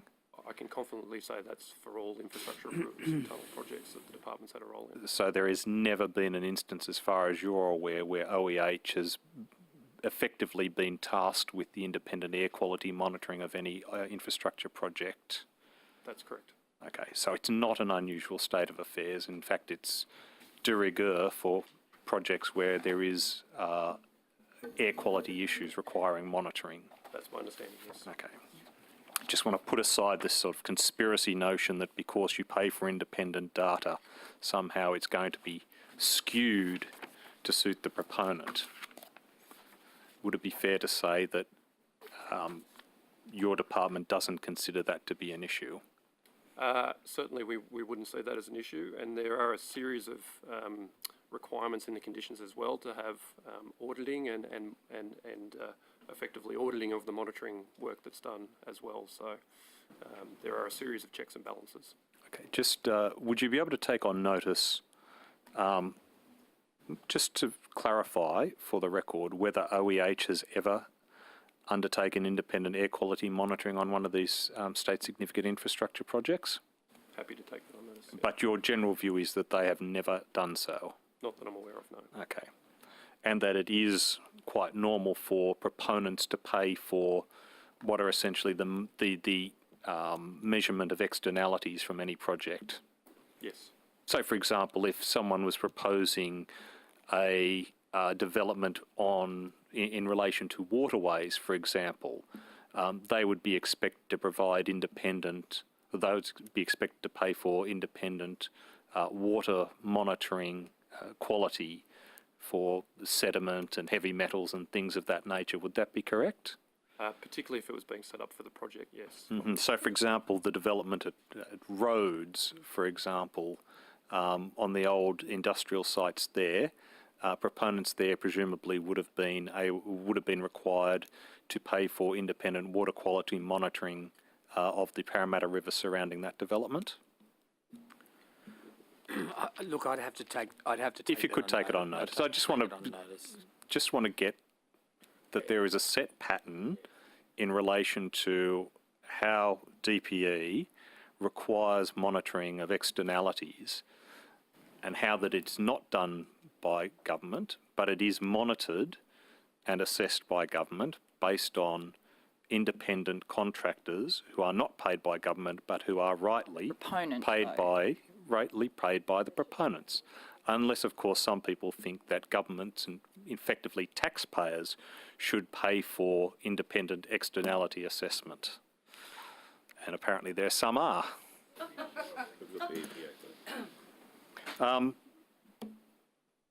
That's me. I just want to touch on who would be monitoring and making sure that the landscaping that's finished, the finished landscaping on the WestConnex project, particularly the M5 component, where there's a lot of trees been removed to build that. Who's making sure that we're getting an improved landscape outcome?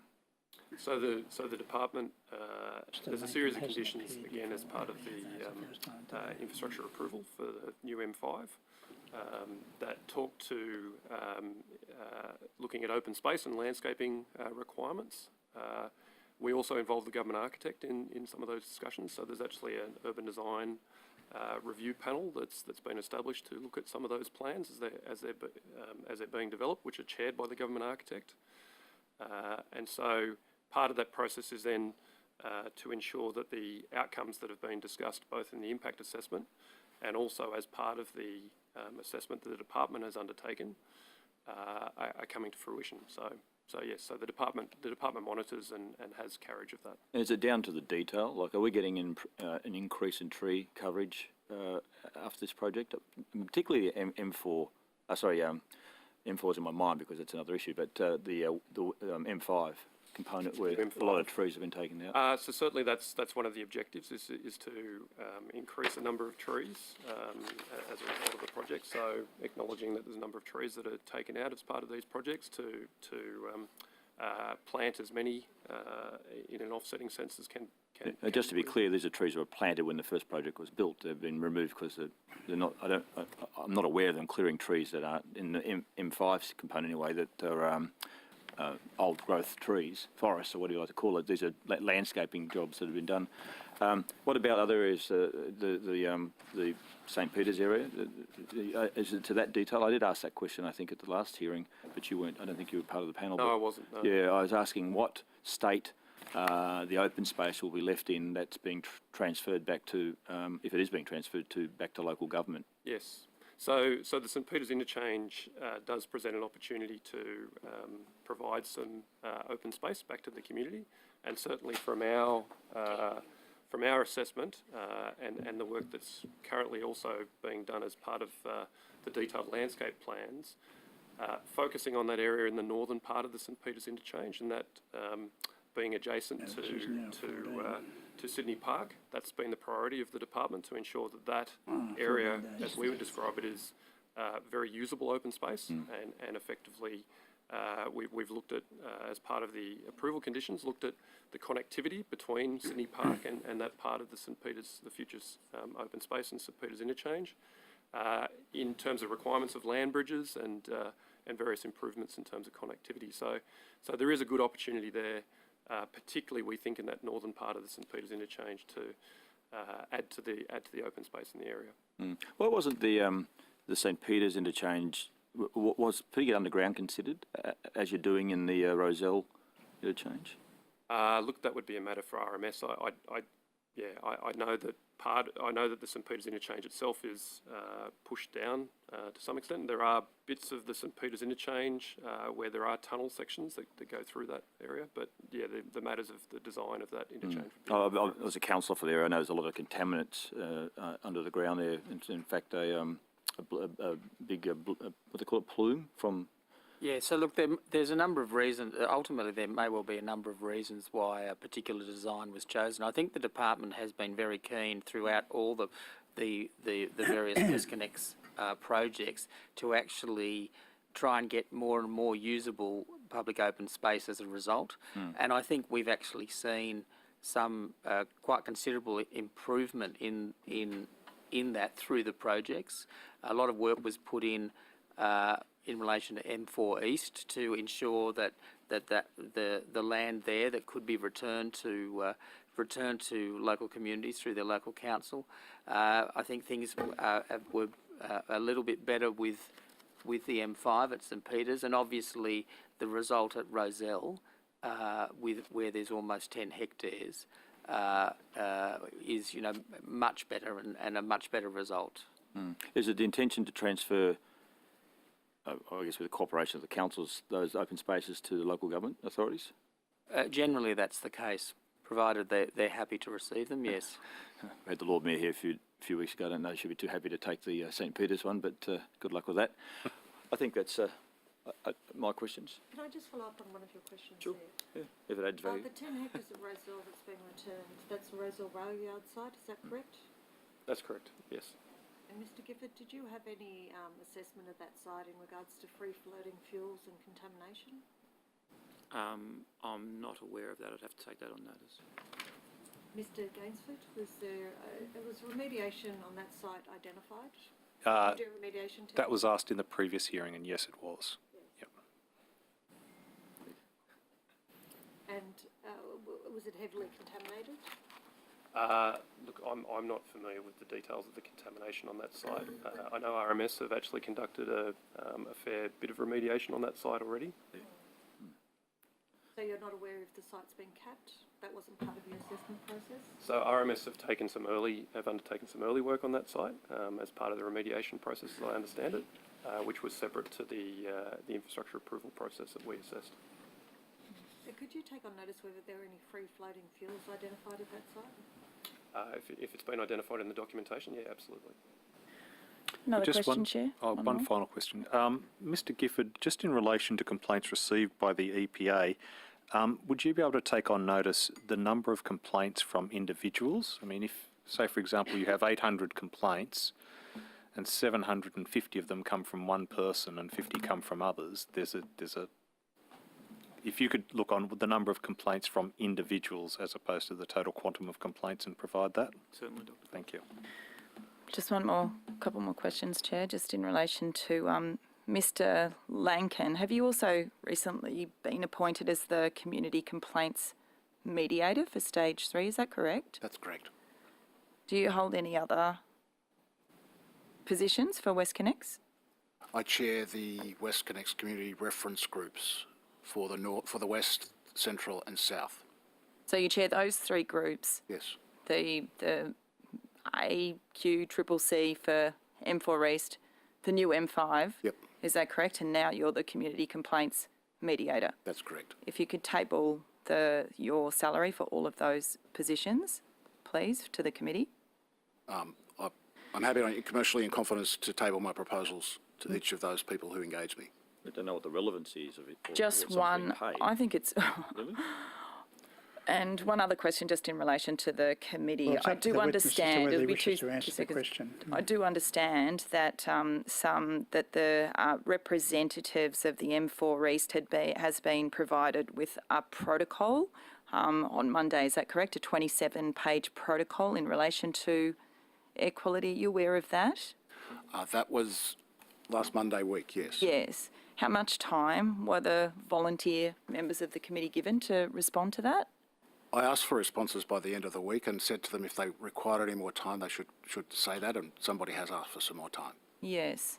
Do you think maybe that volunteers on the committee do require a fair bit of time and will need to consult for something like that with other? That's why I put that in my email to Experts? them, yes.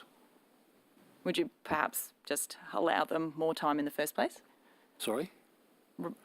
Possibly giving them, instead of giving them, I think it was 5 nights. Is that correct?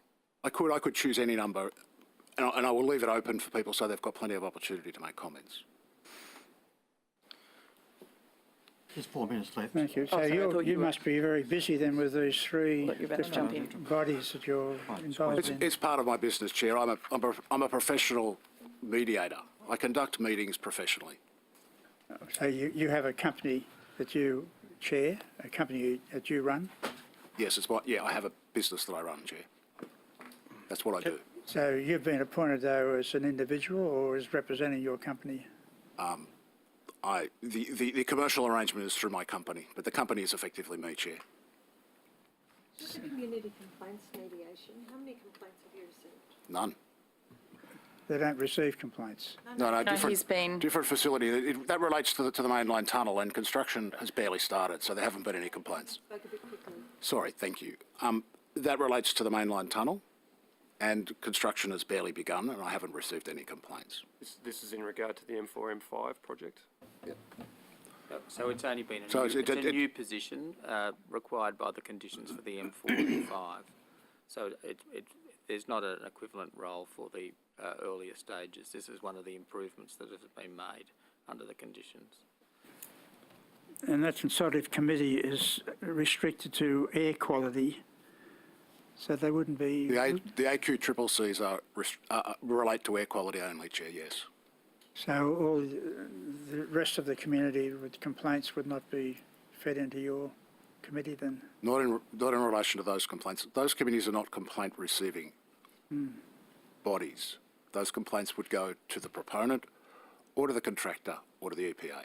I've got just a final question. With respect to the EPA and the Department of Planning and Environment, with respect to the WestConnex project, what is the discourse, ongoing discourse and the process of that, of looking at what has been the level of complaint associated with this project? So the EPA is drawing in the complaints through the means we've heard earlier today.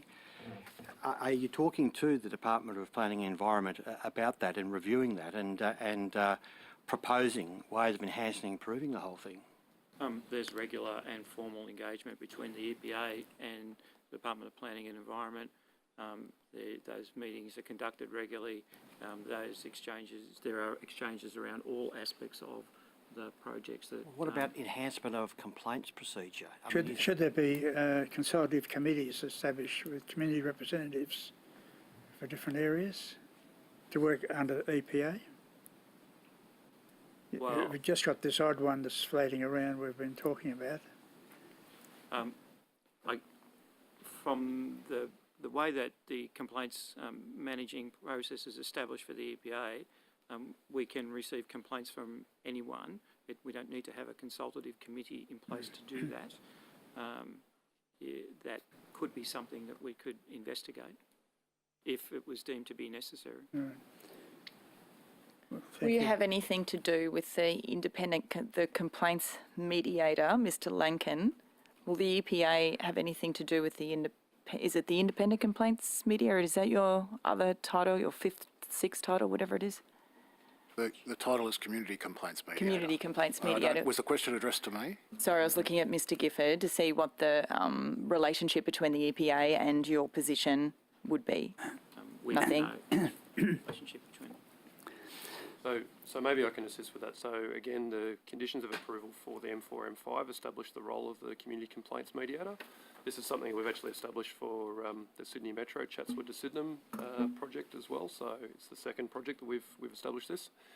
The role of the community complaints mediator is in relation to complaints that have been raised by the public that they feel has not been satisfactorily dealt with by both the proponent and the contractor. And it's an opportunity to refer those matters to a third party. Not through the EPA, then?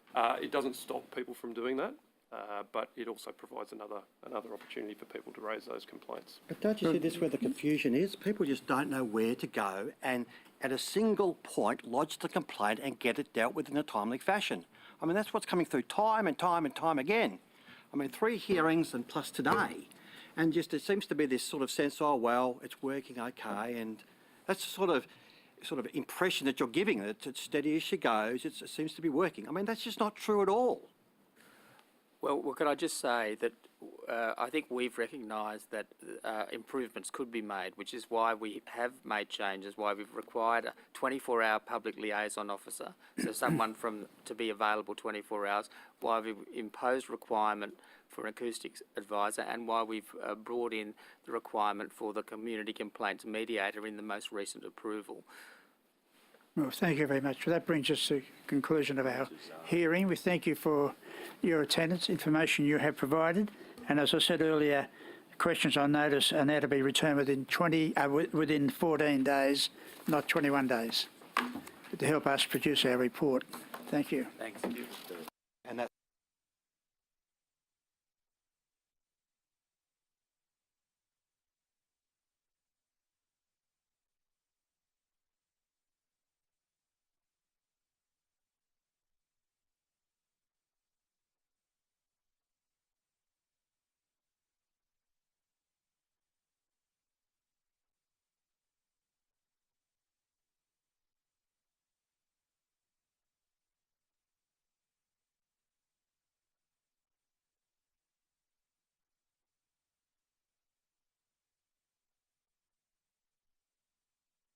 Witnesses from Roads and Maritime Services.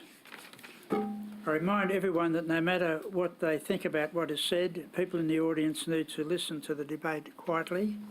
Applause, jeering or any other gestures are not permitted.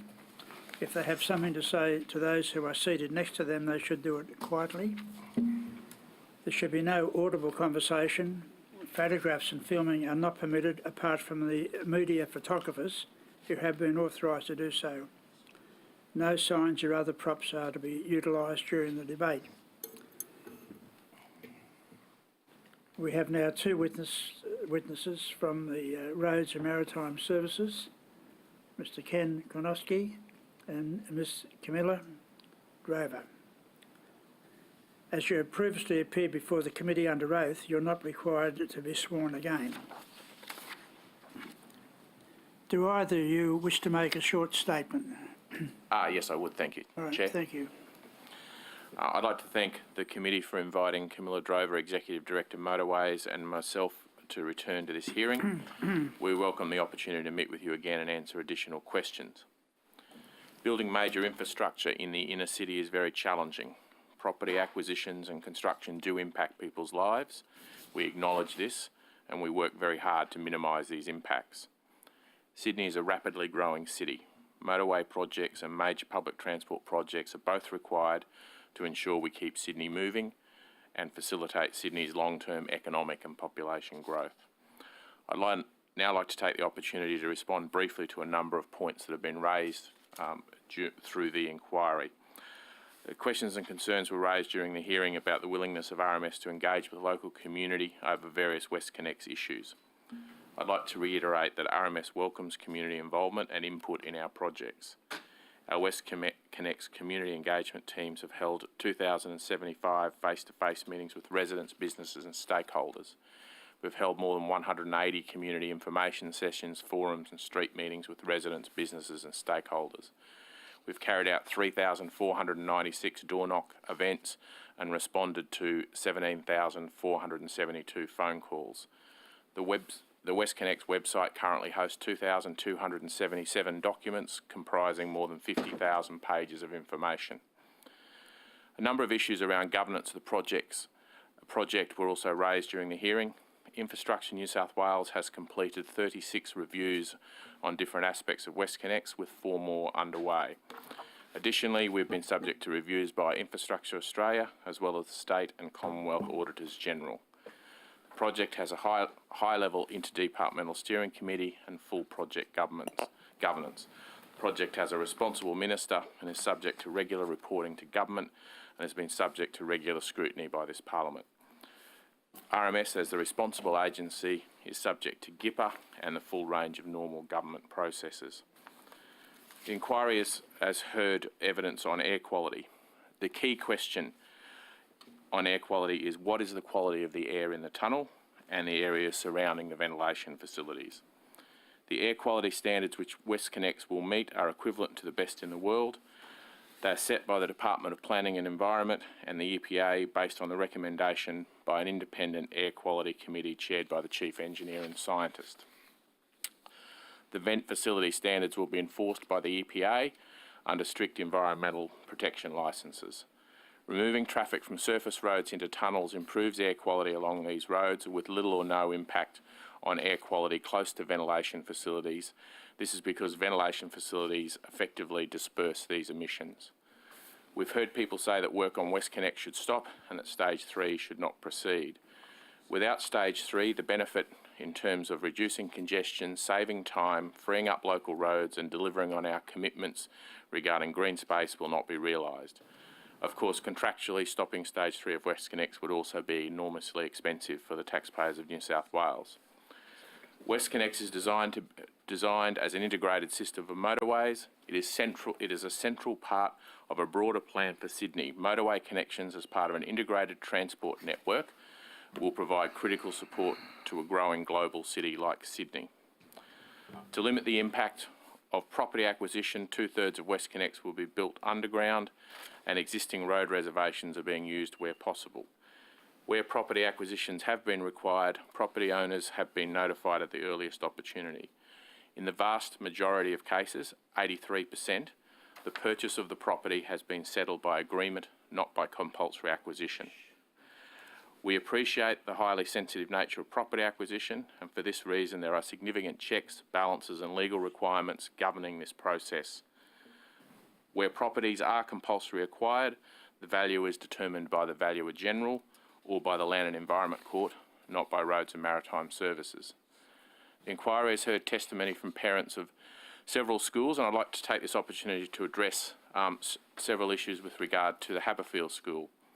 We regularly liaise with Haberfield Public School and local residents on a range of matters, including air quality. In accordance with the M4 East conditions of approval, ambient air quality monitoring is being carried out at 6 locations along the M4 East corridor, including at Haberfield Public School.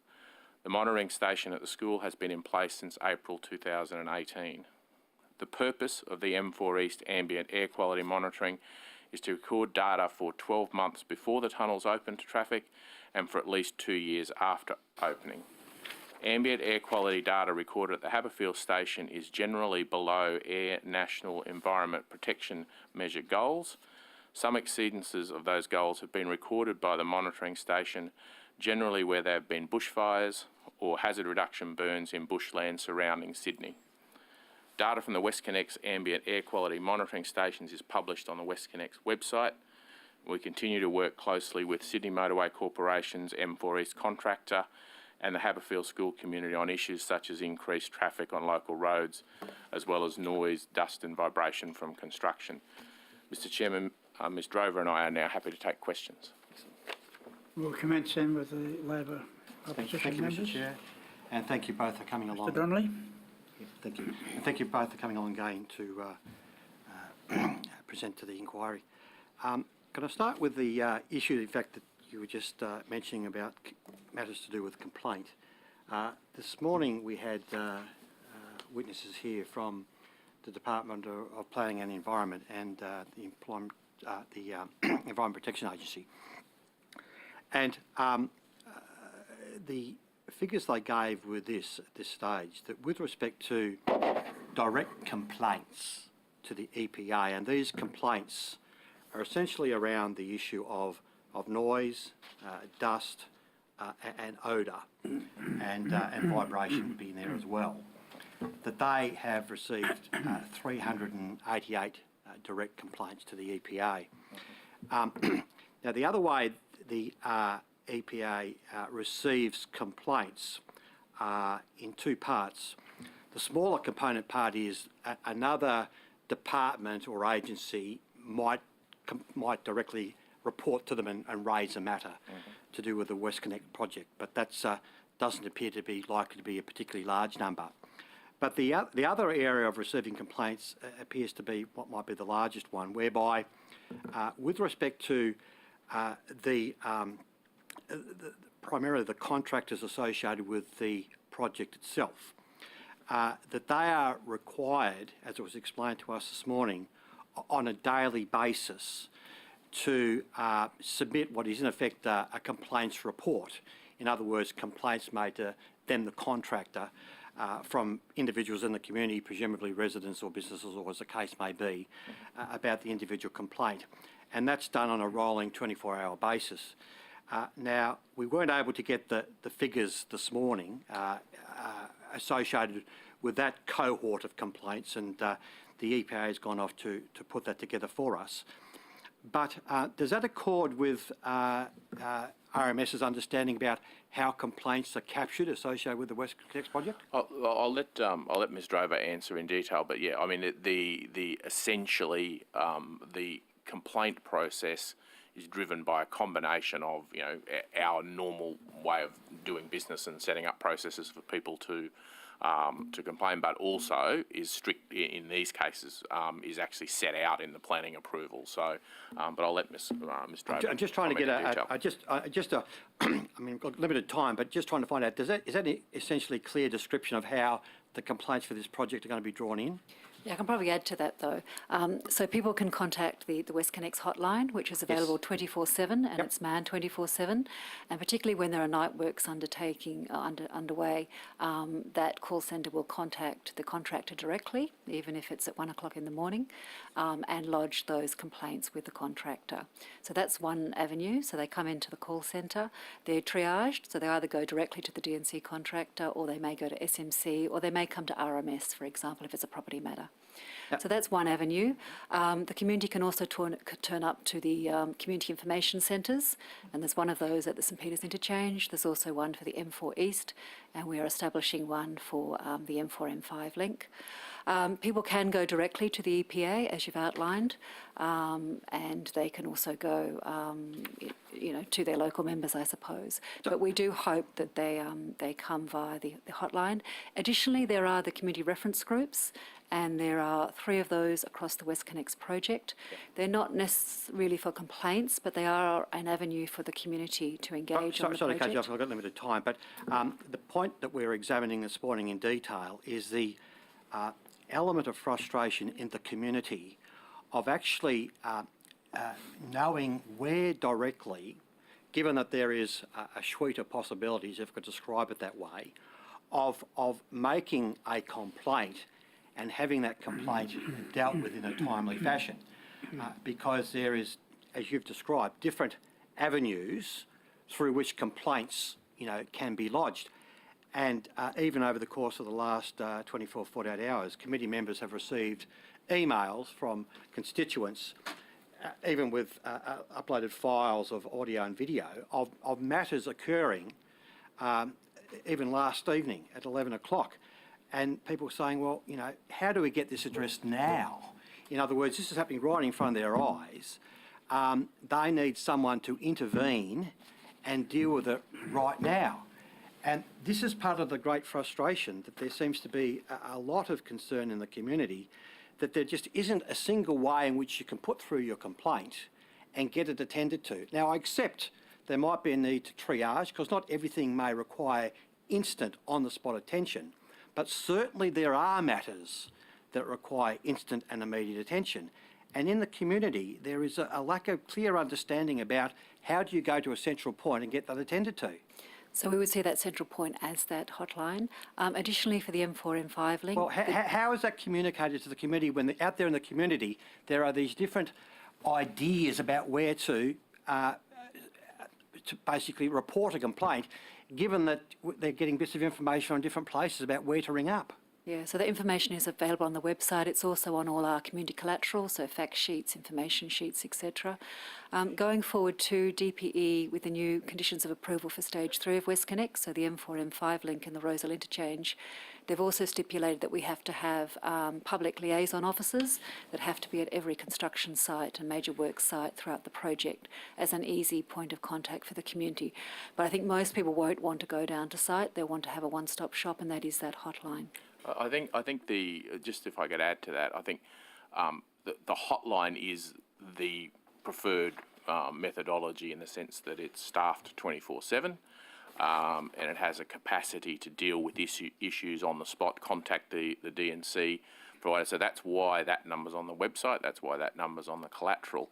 And so it is, that is the most efficient method for having it dealt with. What we need to balance, though, is not saying to people that's the only way you can complain, because clearly we don't want to stop or impinge on people's right to complain direct to a regulatory authority such as the EPA, because they absolutely should have that right and should avail themselves of it if they wish. But the hotline design is the thing that is designed to try and deal with that by triage, obviously, because as you quite rightly pointed out, not every issue requires immediate attention, but some do. But like the one we received emailed at about 20 past 12 last night. This was a constituent, and the video had this work being done. They had not been told about this particular work. It was obviously particularly noisy work. The house was vibrating, and they were clearly greatly unsettled by this. Now, these are not infrequent examples that are coming forward. And I mean, for a project that's been going for a period of time, whereby you would think there'd be a refinement in the way in which these matters would be dealt with, there just seems to be far too many examples of this going on. So, I mean, in terms of the video you received last night, I mean, obviously... No, of course you haven't seen it, I understand that. We haven't seen it, and we're very happy to take it on notice and investigate the circumstances. But that's all too late, Mr. Konoski. That's the very point. People need immediate attention. And so that is the intention of the hotline, is to be able to give people immediate attention. And so that's what it's designed to do, and that's why it has a capacity to deal directly with site, with the DNC contractor if they receive a complaint that... Okay, with respect to RMS itself, are you collecting data, or is it RMS, the entity organisation, collecting data on complaints? Yes, because we are responsible for the hotline and the centre. And are they published? I would have to take that on notice. Well, surely you would know. Hang on. Surely you would know if the complaints that you are collecting are being published. Well, I would point out that some of the information in the complaints would be sensitive and personal information that may not necessitate being published. Well, what information do you have on complaints? Can you give us any ballpark figures on types of complaints around dust, types of complaints around noise, etc.? I know that most of the complaints for this month have been associated with noise. This month, right. And do we have a number, an approximate number? We do have a full breakdown. We can provide that to you on notice. You have it there with you? No, I don't have you the have full any information breakdown. there in front of you that deals with numbers of complaints? No, I don't. None at all? You take that on notice then? Happy to take that on notice. Okay, so the RMS is collecting complaints. We've got the EPA is collecting complaints. I've described it this morning. The EPA are collecting complaints via what are the breach of licence condition provisions, which deals with certain matters, which facilitates the contractor. Are you getting those contractor complaints as well as the EPA, by the way? Where are your complaints emanating from? Just the hotline? Yeah, from the community. right? Yes. And So who's just to pulling, add who's to pulling that, together all the complaints then? Because this is the problem, see. We have the EPA, we have the Department of Planning and Environment, and you've got yourself. You're all collecting elements of complaint. There is presumably some crossover or overlap with respect to this as well. Where do we get to the bottom of the complaints associated with this project? Who pulls it all together? so the vast majority of complaints would come via the hotline and would be registered in our system, and there would be the complaints that go to either the D&C contractors, SMC or ourselves. And just to add, we do have to comply with DPE's requirements for response times for all the complaints, and we do comply with those requirements.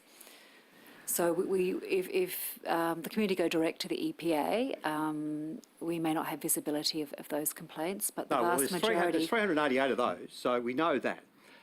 What's not clear at this stage, and the EPA have gone off to put this together for us, are the complaints arising from the contractors breaching provisions within the contract which they themselves are required to report, as I understand as described this morning.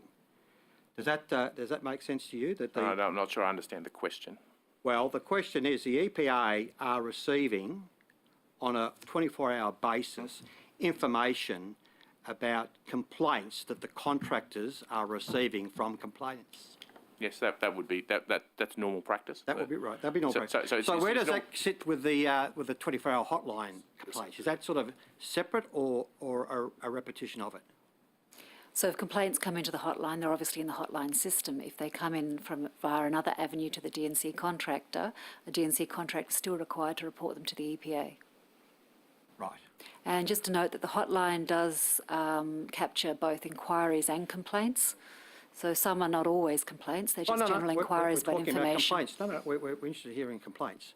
I mean, the troubling thing is, with a project of this size, which has been going on for so long, with a further key part of it to still come, we have these complaints being captured across a range of domains. You've got the EPA, you've got the department, you've got RMS. I mean, how does one get their head around the totality, the universe of the complaints associated with this project? I mean, how do you pull it all together? So that is in the system, that the consultation manager system that holds all the complaints. And if I can just add to that, I mean, stage 3 of WestConnex M4, M5 link and the Rosal interchange, what we're actually trying to do is mitigate the complaints. And if you look at the planning conditions that DPE have stipulated, and given noise... I'll move on, that's to come in the future, okay, and I don't wish to be rude, but I've got limited time. With respect to, moving on, the M4 East, how many vehicles that are expected to use, or that use the M4 widened part of WestConnex, will use the M4 East? Do we have some sense of the numbers of vehicles or the percentage of vehicles that use the widened M4 that will ultimately use the M4 East? I don't have that with me. I don't know whether Ms. Drover does. I'm certainly happy to provide you with estimates. The planning approval process would have been supported by traffic modelling that would actually provide the estimates of those. I don't have it, but... No, I have to take that on notice. Okay, so I'm looking for what is contained within those documents in terms of what was modelled and what was... on the same issue, the M4 East, and once again, you might need to take this on notice. At what point on a person's journey will they reach the toll cap? So on the M4 East, that you don't reach the toll cap if you exit if you start at the beginning of the widened section. Yes. And you go to Haberfield, essentially, which is the extent of the it's from memory, the toll in current dollars is $7.97. No, the toll cap is $8.95. Yeah, sorry, that's the toll cap, so you don't reach the toll cap. All right, yes. If you take that journey, you don't reach the toll cap because the toll off the top of my head is $7.97 for that journey. And so obviously the cap is $8.95, and so you haven't reached the cap. Yeah, you have to travel about 16 kilometres, or just over 16 kilometres before you reach the toll cap. And Okay, 16 kilometres. Oh, Yeah, 16.5, I think it is, kilometres 16.5? before you reach the toll cap. So obviously, when stage 3 Yes. opens, if you were travelling travelling east Yep. from the widened section, you would reach the toll cap before you reached Rozelle. So between the current the exits that will be at City West Link and Parramatta Road at Haberfield. Right. If you exit at that point, you won't reach the cap. If you continue your journey and you go, in fact, once you go beyond that point, you will reach the cap before the next exit. Well, which leads me to my next question. If you're travelling from Parramatta, and if you need to take this on notice, please do so, bearing in mind the 16.5 kilometre figure that's just been given. Travelling from Parramatta, and bearing in mind the cap, would that take a person to the Rozelle interchange? Yeah, no. You would reach the cap. Yes. Between Haberfield and the Rozelle interchange. Okay. So what about the St Peters interchange? Oh, well, certainly if you're travelling on that road. So once you've capped out, you've capped out. Yep, okay. So once you've got to that's I fine. don't know the precise point between those two interchanges, but somewhere in between there you'll hit the cap, and then you pay no more, no matter where you exit. One continuous journey, In one continuous journey. not per day. Yeah, you've got to go to about 2 kilometres on the M4, M5 link, and then you've capped out, and the length of the M4, M5 link's about 9 kilometres, so. Okay, thank you. Can I move on to the next area I'd like to ask some questions on, and that's the Sydney Gateway project. We understand from previous evidence and documents in the public domain that the Sydney Gateway will cost between $2 and $2.6 billion. That's what we understand. Correct. And that it won't have a toll. There'll be no toll associated with that. That's correct.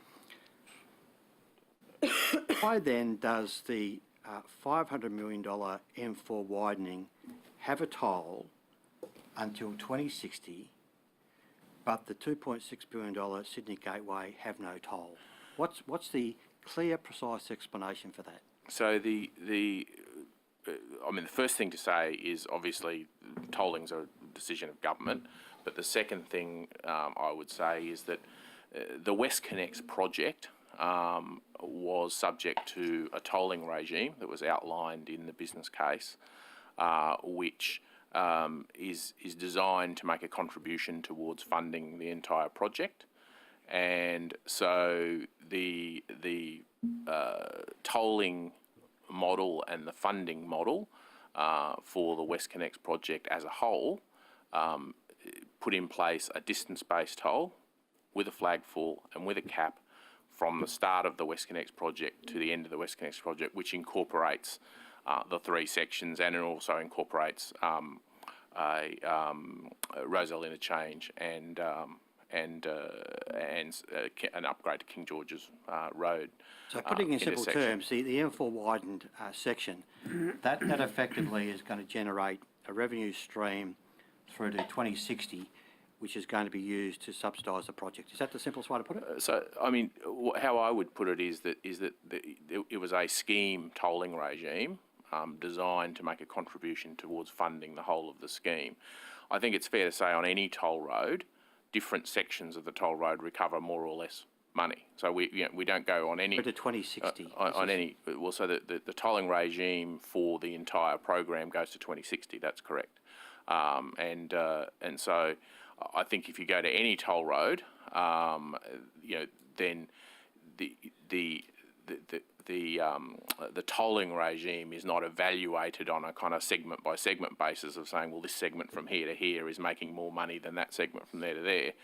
Generally speaking, the history of toll roads has been that, when governments, both here and elsewhere in Australia, put together toll road regimes, they have a tolling regime for that scheme or that program, and that's what's happened with WestConnex. All right. Okay. What's the time? 10 seconds. Okay, good. 12 seconds. I'll make a start on this. I have to return to it. Just to go back and confirm this, that the WestConnex toll cap in present figures, 2018 figures, is $8.95? That's correct. That's fine. $2018. Okay, that's fine. I'll return to the rest of it in a minute. Good, we'll move on to Kate Fairman from the Greens. Thank you, Chair. On the subject of compulsory acquisitions, so we've heard from quite a few residents have received quite a few submissions about this issue. Quite a few of the submissions go into a lot of detail about how much the approach by RMS in particular has affected them. People have submissions in front of me that refer to bullying. I have submissions in front of me that say, I watched while one of our neighbours lost her mind. She was crying all the time. I have a submission that talks about generally the appalling behaviour by the RMS. What is your response in the first instance? I'm sure you're aware of how many complaints you've received by your RMS staff in relation to the compulsory acquisition process and how they treated residents during this time. So can I start by saying having your home compulsory acquired is probably one of the most stressful things that can happen to an homeowner. So we absolutely accept that's the case. And it's important that we try and manage that process as well and as professionally as it can be managed. The government's put in place a range of reforms that were aimed at attempting to improve the way that works, and some of those reforms go to making sure there's a single point of acquisition, so the homeowner doesn't have to deal with different people at different times. They get to deal with an individual person who then deals with all of the other kind of processes. There was obviously an increase in the amount of salatium or disadvantage payment, effectively. Mandatory negotiation periods and those sorts of things to put in place. The thing I would say is that if any individual complaint against any RMS employee at any time is taken incredibly seriously by our organisation. So if those complaints. So what happens? What does taking incredibly seriously mean to RMS? So what have you done? Depends on the nature of the complaint. Is that we would investigate that complaint if we think that it's either A, serious enough, or B, hasn't been resolved. We may well independently investigate it. So there's a range of processes that we would have generally, and this doesn't apply just to property acquisitions. I mean, RMS is a... Let's stick with property acquisitions for the purposes of this committee. But I think the policy is important in the sense that RMS is a large organisation that does a great number of relatively complex we'll things. Just keep coming back to some specific examples, if you like, Mr. Konofsky. Just let the witness finish his sentence. And if there are complaints, they are taken seriously and they are investigated. So these are difficult transactions, and we absolutely acknowledge that. These are very difficult times. Sure, thank you. I've got limited time, as you're well aware, on this committee. So what would the reason be for a security guard to accompany RMS employees to knock on doors in relation to compulsory acquisitions? So there was a decision made. Male RMS employees accompanied by a security guard knocking on the door. So there was a decision made in one instance at an operational level with regard to... You know what suburb that was? To security, as I have to take it on notice. But I do recall there was a time when that operational decision got made. It was made based on a risk assessment of the level of potential, I guess, angst that may have been associated with that. That's very much not normal practice. To my knowledge, and I'm happy to take this on notice, to my knowledge, and Ms. Drover may know more on this issue, to my knowledge, that happened once, to my knowledge. Take that on notice. What I have before me is, in fact, a woman was at home by herself, a male RMS employee. This is in June 2016, accompanied by security guards, plural, knocked on her door to tell her her property was going to be compulsorily acquired. I believe she's a She's a nurse with her husband. I can't imagine why that such a situation would be required by RMS and how intimidating that would have been for her.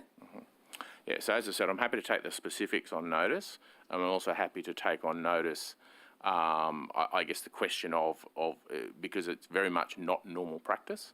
And as I said, an operational decision was made, I think, in one circumstance. Yes, and it was associated with the new M5 project. She also states in this submission, and as I said, we have received quite a number of submissions and heard witnesses about, talk to us about the appalling behaviour of RMS in relation to compulsory acquisition. But she does say that basically the house was acquired. In the settlement, it was agreed that in September 2017, we would become tenants and pay rent for our former home. A rental price was agreed of $550 per week. Just prior to commencement of rental payments, the acquisitions officer contacted my husband and we were informed that the RMS were increasing the rent to $600 per week, an increase of $200 per month. Does that sound reasonable to you? So we'd have to take the detail of that on notice. This is consistent with a number of submissions we've received. So what I would say, so what the policy, what the government policy on compulsory acquisitions is that where we, or voluntary acquisitions, by the way, is where we have acquired somebody's property and that transaction occurs before we need that property. If they want to stay in the property and we have an ability to let them stay in the property because we don't need it quite yet, we do allow them to rent it back at market rent, and those market rents are assessed. When you said it was voluntary, sorry, can you explain the word voluntary when you said voluntary acquisitions then? So whether it's, I'll correct, whether it's by agreement or compulsory. So whether it's an acquisition by agreement or whether it's a compulsory acquisition. Yeah, it's hard. Yeah. Then the policy about rental is the same, which is that where we can accommodate it, we do, but it's at market rent, Mr. Do you think it's quite a heartless decision, really, to put a family through all of this, and they've agreed to $550 per week, and for some reason RMS comes back and said, "Hang on, we've made a mistake. We're going to up it by $50 a week"? I think what I've said is I'll take the specifics of that on notice. I mean, I don't know the detail of the circumstance that you're referring to. I'm very happy to take it on notice. And very happy to provide a full response. We've heard from families as well that they haven't had their full bond refunded, even though their house was going to be demolished. The RMS was not going to provide a full bond in refund because there were, something wrong with the inside of the house, even though the houses were going to be demolished. Multiple stories in relation to that. I'm not aware of that, but I'm happy to take the detail and deal with it, Mr. Drover. Another one is, it sounds like you're going to have to take all the details on notice. I'll put another one before you if you like. So this is in relation to a property acquisition in St Peters. Again, $70,000 below market value. RMS failed to stick to their deadlines of making an offer as well as paying the agreed amount. This led to me not receiving the final payment until after the 2nd of July 2016. People haven't received their payment. Once you compulsorily acquire these properties through all of the pain and agony, these people are saying that they then don't even receive their payment on the due date. While I'm happy to take that on notice, the requirement. Point of order. Chair, there's been a constant stream of interjection and muttering from the gallery. Can you remind members that it remains absolutely quiet during these proceedings, or else you'll clear the chamber? Well, they've been very quiet, in my opinion. Well, I can hear a continual stream of muttering, including bullshit from one particular person continually over and over and over again. And it's offensive to the witnesses and it's disruptive to the proceedings. So I ask you to remind them again what their responsibilities are. I speak to the point of order, Mr. Chair. I'm hearing it as well, and it does intimidate the witness. I'm sure the witness can stand up for himself, but I think it's disrespectful to the process.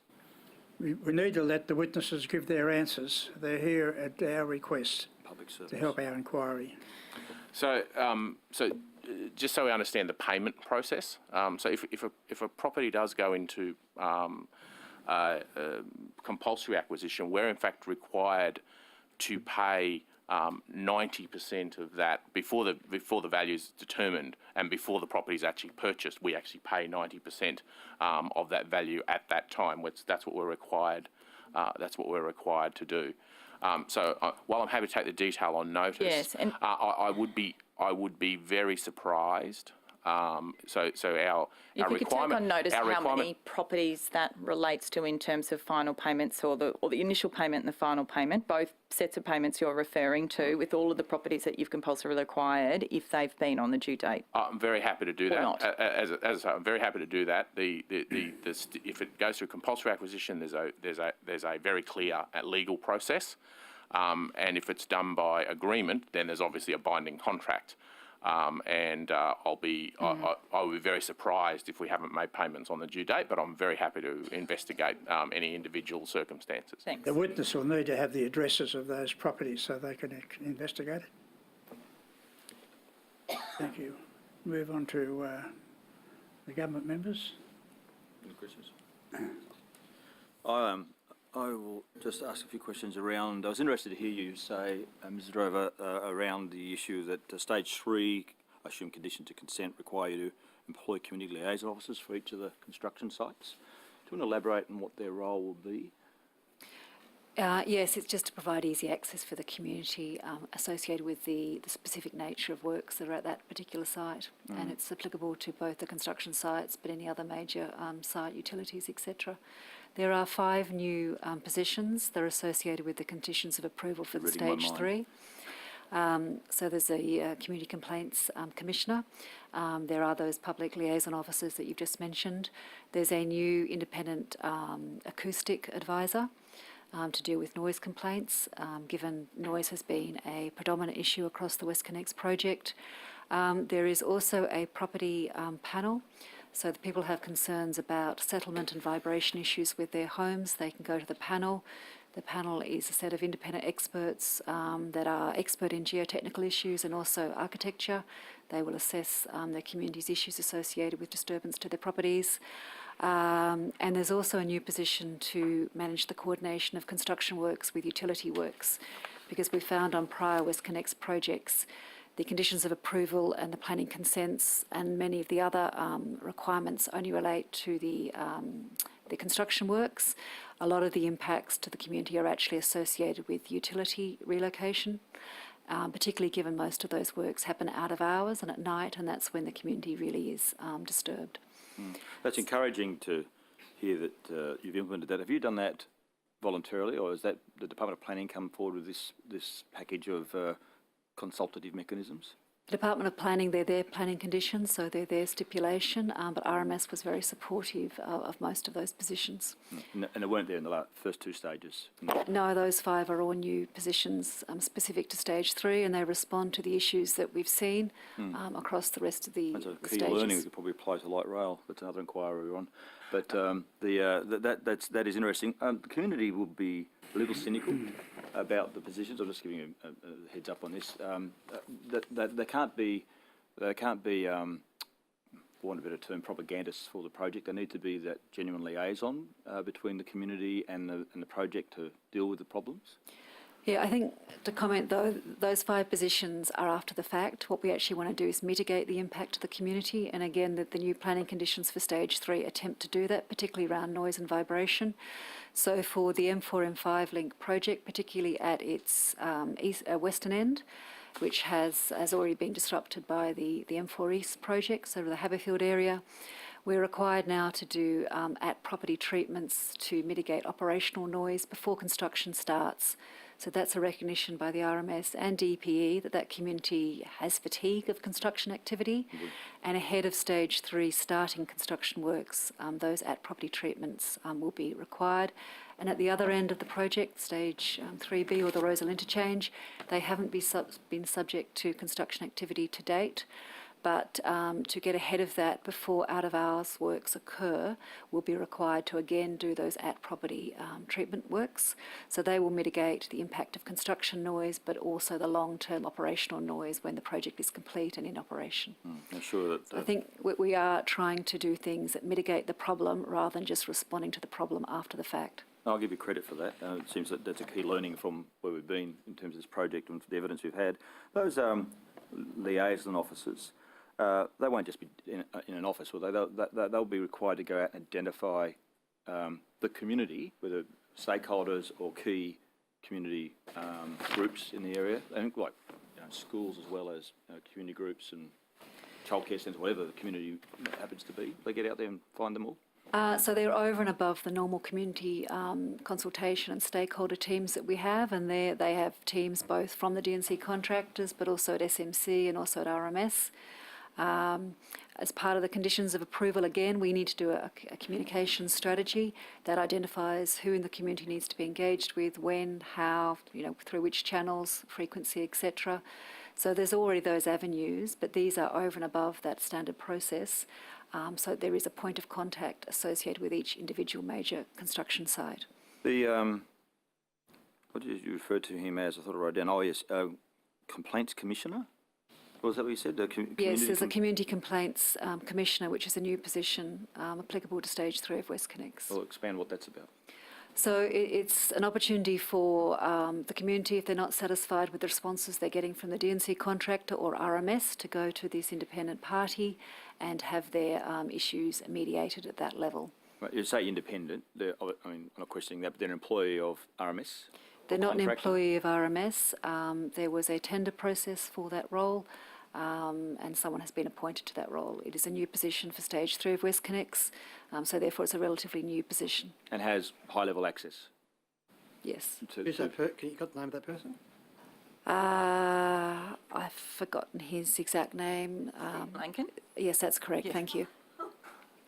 Yes, the guy that was here earlier today. Okay, Yep. all right. It's the same man, is it? Yes, it's the same one. He wears lots of hats. But didn't he? Their go-to, Mr. Fix-It.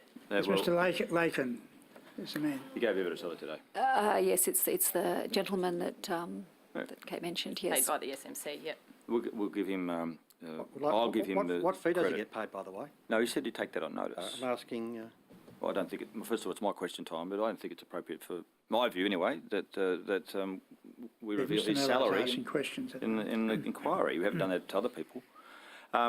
So he's been appointed. That's encouraging. Position's encouraging. Can you talk us through how he's going to deal with the issues, the complaints? What will he get the complaints from your hotline, or how will that work? Well, he's an escalation forum, so if the community is not satisfied with the response they get from DNC, SMC or RMS, they have that avenue to take their complaints to. I hope Hand starts getting all those acronyms. Okay. Peter, some questions? Just a couple of questions. In relation to complaints handling procedures and, quote, numbers of complaints, is it possible that complaints could be made to the hotline and then also subsequently to EPA? The same complaint could be made twice? Or is there some way that you route complaints through to the EPA? Look, it's possible if they come to the hotline and in parallel go to the EPA, yes, that's possible. So any strict aggregation of those two numbers of complaints could result in double counting of individual complaints. Okay, I'm going to, Mr. Chair, once again, the gentleman in question has decided to laugh out loud during the middle of my questioning. I'd ask you, if you're not going to clear them, at least to get him to remove him from the room. He's been a consistent interjector all through the process. I've already asked the people in the gallery to restrain themselves, not to interfere with the hearing. Otherwise, I'll have no choice, but you'll have to leave. Please continue. To answer your question, I think it's possible, although I expect that most of the community complaints will come via the hotline and not go directly to the EPA. The nature of the complaints will tend to be things that we can solve, via the DNC contractor or ourselves. The matters that the EPA deal with are a more limited set of issues. Have you looked at the nature of the EPA complaints and compared them to the complaints received by the department's hotline? I personally have not. We'd have to take that on notice as to see how much parallel overlapping there is, but very happy to do that. why do you believe then that there would be a difference between the nature of the complaint given to the EPA and the nature of the complaint coming through the hotline?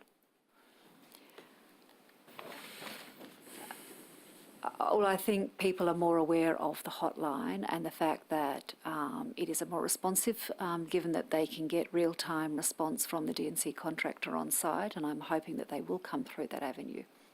Okay. Mr. Konofsky, do you take the occupational health and safety of the members of RMS seriously? Yes, absolutely. Okay, we've heard a lot about supposed bad behaviour on the part of RMS employees. Are you aware of bad behaviour on the part of those people that RMS employees deal with? Look, I'm hesitant to characterise it in exactly that way. I think what we deal with, these are very, very difficult circumstances. I've personally listened to some of the messages that are left on some of our staff's phones. Some of the things that are said to our staff and some of the things that our staff endure during that process, I'd have to say goes well beyond what you might consider to be reasonable. Does it include abuse? Yes. Does it include threats of violence? Yes. Has it been necessary at instances for RMS to take out apprehended violence orders against individuals? I'm not sure that we've taken out apprehended violence orders. I think we may have on occasion, but we also. Take that on notice. But I will take that on notice. But I think we have on occasion. But we also have been through the normal processes of dealing with malicious complainants and the like. I think though, just to be clear, from our point of view, we accept that it's a very stressful process. Our staff are trained to deal with difficult circumstances, although, as you say, my obligation is that I can't, I need to take action if they're in harm's way. And on occasion we've had to take action because staff have been threatened and abused. And in those circumstances, we've taken appropriate action. In most cases, the first and foremost action is to report the matter to the police, and generally the police then take appropriate action at that time. Without identifying individuals, would you be able to take on notice instances and severity of abuse and threats of violence which have been raised against RMS employees? Yeah, happy to do what we can in terms of numerics, but as you say, I don't want identifiable material, but numerics would be fine. We certainly wouldn't identify individuals. Okay. If I can just add, when we do acquire a property, as we've said, we do try and do it via agreement, and 83% of properties for WestConnex have been acquired via agreement. If that fails, and that we have to have 6 months before we conclude that process, we do head down the compulsory acquisition process. There's obviously commercial negotiations with the property team about value and dates for access, etc. But we actually do assign to every person that we're acquiring their house from a personal manager. And that manager is not involved with the commercials of the acquisition, but they're there to support that property owner or tenant. Because, if we acquire a property, we also, sometimes we do extinguish businesses and we need to move tenants on as well.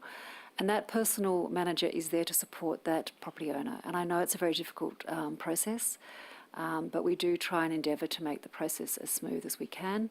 That person is there to support them with relocation, finding new properties, to understand what the process is, to understand what their rights are, what they're entitled to in terms of recompense for getting their own independent valuation, getting compensation for their legal fees, etc. We do try and do everything we can to ease that process, but we do accept it is not an easy process. And a project like WestConnex, which has a geography of 33 kilometres, we have had to acquire a lot of properties. Having said that, we have tried to develop a solution which is largely underground, and that has mitigated the number of properties we've had to acquire. But we do acknowledge it is a very difficult process. But I do want to mention that those personal managers are there to support the property owners and the tenants. They're not about the commercial negotiation to take that property for WestConnex. Okay, just in relation to the compulsory acquisition, there are complaints from witnesses we had previously that the initial offer from RMS is at the lower end of the scale and it's deliberately lowballed to try and get them to accept a lower than market value.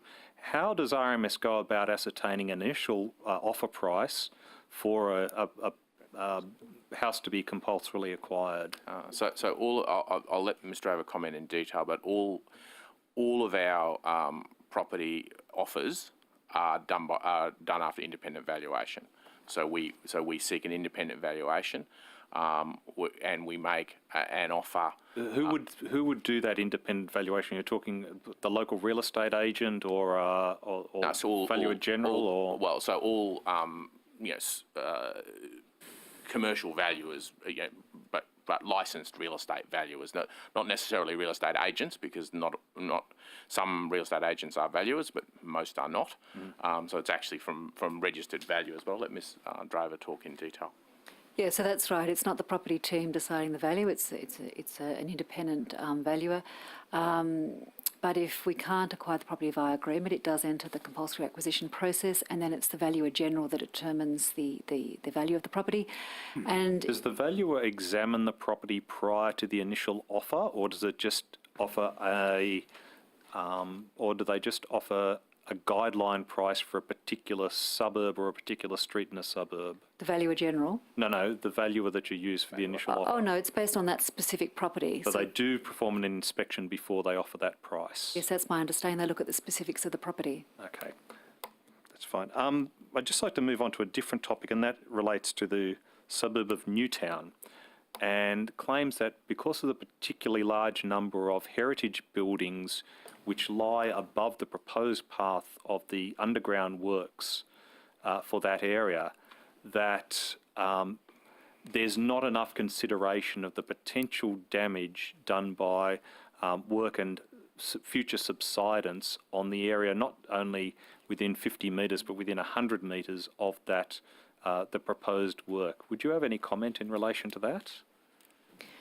Well, obviously, dilapidation surveys, as we call them, are done prior to any work starting.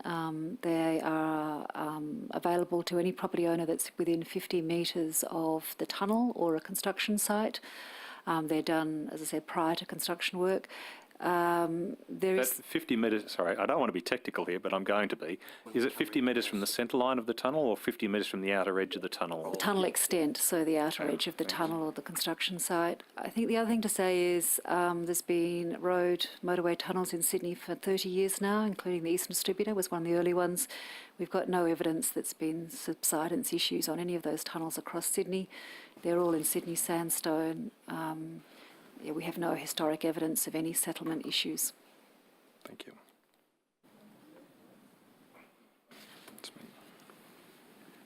Thank you again for coming in. Just some general questions. You mentioned earlier in your opening statement about you've held consultative meetings. Who holds those consultative meetings and who attends them? There's a range of consultative meetings for WestConnex. There's obviously been, for the EIS, every stage of WestConnex was subject to the EIS, so there were community sessions for that. But during construction, there are the community reference groups. They're not a condition of approval. They're an RMS-initiated reference group. There's 3 of them. One is for the western end of WestConnex. There's a central community reference group, and there's also a southern one. They meet quarterly. They're an opportunity for the community to nominate to attend those forums, so it's done by an expression of interest. Councils also attend those forums, and they're to address issues associated with construction. There's also the air quality community consultative committees as well. Again, there are 3 of those. They're an opportunity for SMC to meet with the DNC contractor and the community. And there are 3 community representatives on each of those committees for each of the ventilation outlets. And do you invite those local community members onto the committee, or are they selected by the residents? Or people can nominate to participate. They can put an expression of interest in, and it's 3 members of the community per ventilation outlet per stage of WestConnex. You also mentioned a steering committee. What's the steering committee? There's the WestConnex Who's on the steering committee? Interdepartmental Steering Committee. I think Ken mentioned that as part of the governance structure for WestConnex. It meets monthly. It has attendees from Treasury, Department of Transport, DPC, the federal government, the RMS, and INSW are also on that committee. I think that's it. Yeah. And do they meet monthly or weekly? They meet monthly, and it's about to give them visibility of the issues of WestConnex, the progress, any concerns, etc. I think it's probably just worth adding to that is so that, that sits out, there's a project governance that's around, the building of the project. The real purpose of the Interdepartmental Steering Committee is we understand that projects of this scale actually have broader implications beyond just the construction of the project, and that's why for the very big projects we have independent,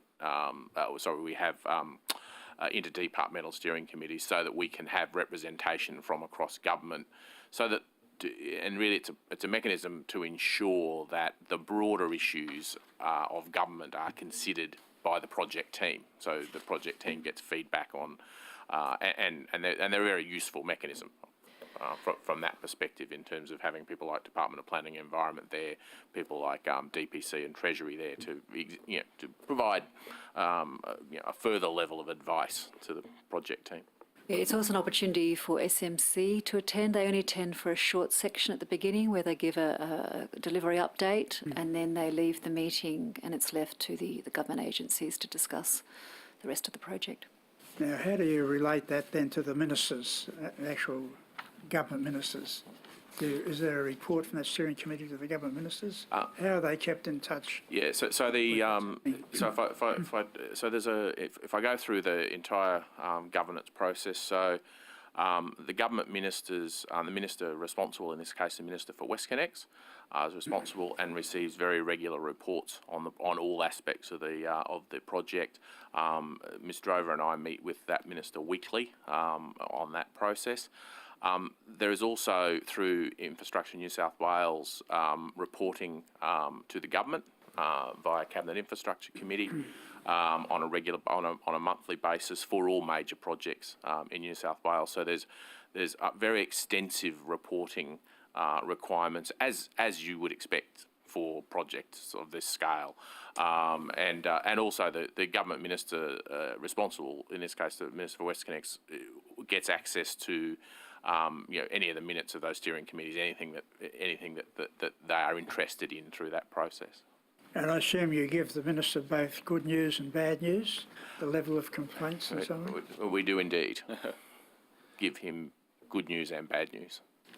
I was going to ask you what was his response, but I'll leave that to the minister.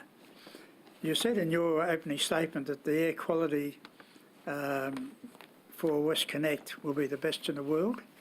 That was a quote. Is there any exterior judgment on that? Yeah, so it's it may be your opinion, but I'm not questioning no, it's actually not. It's not actually my opinion at all. So what I said was that the air quality standards are equivalent to the best in the world.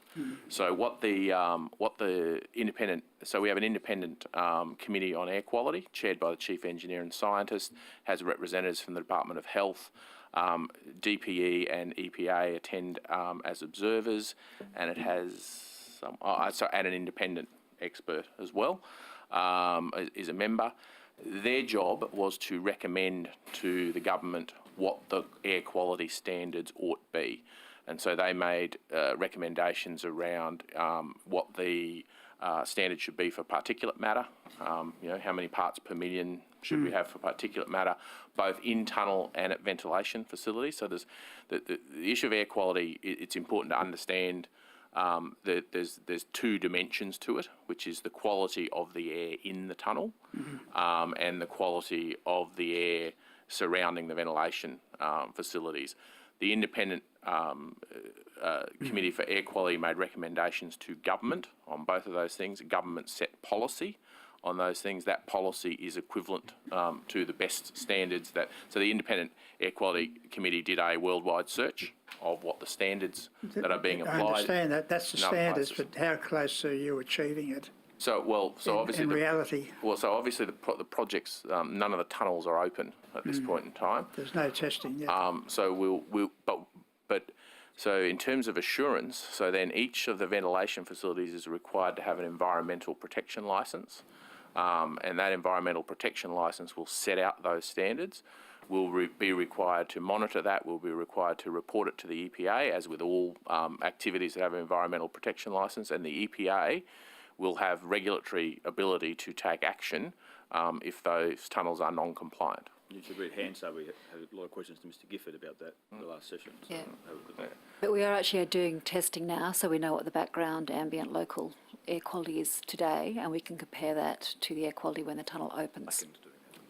And in your opening statement, you mentioned, because there had been some calls from the public and the residents to cancel the stage 3, and you just said it's not possible.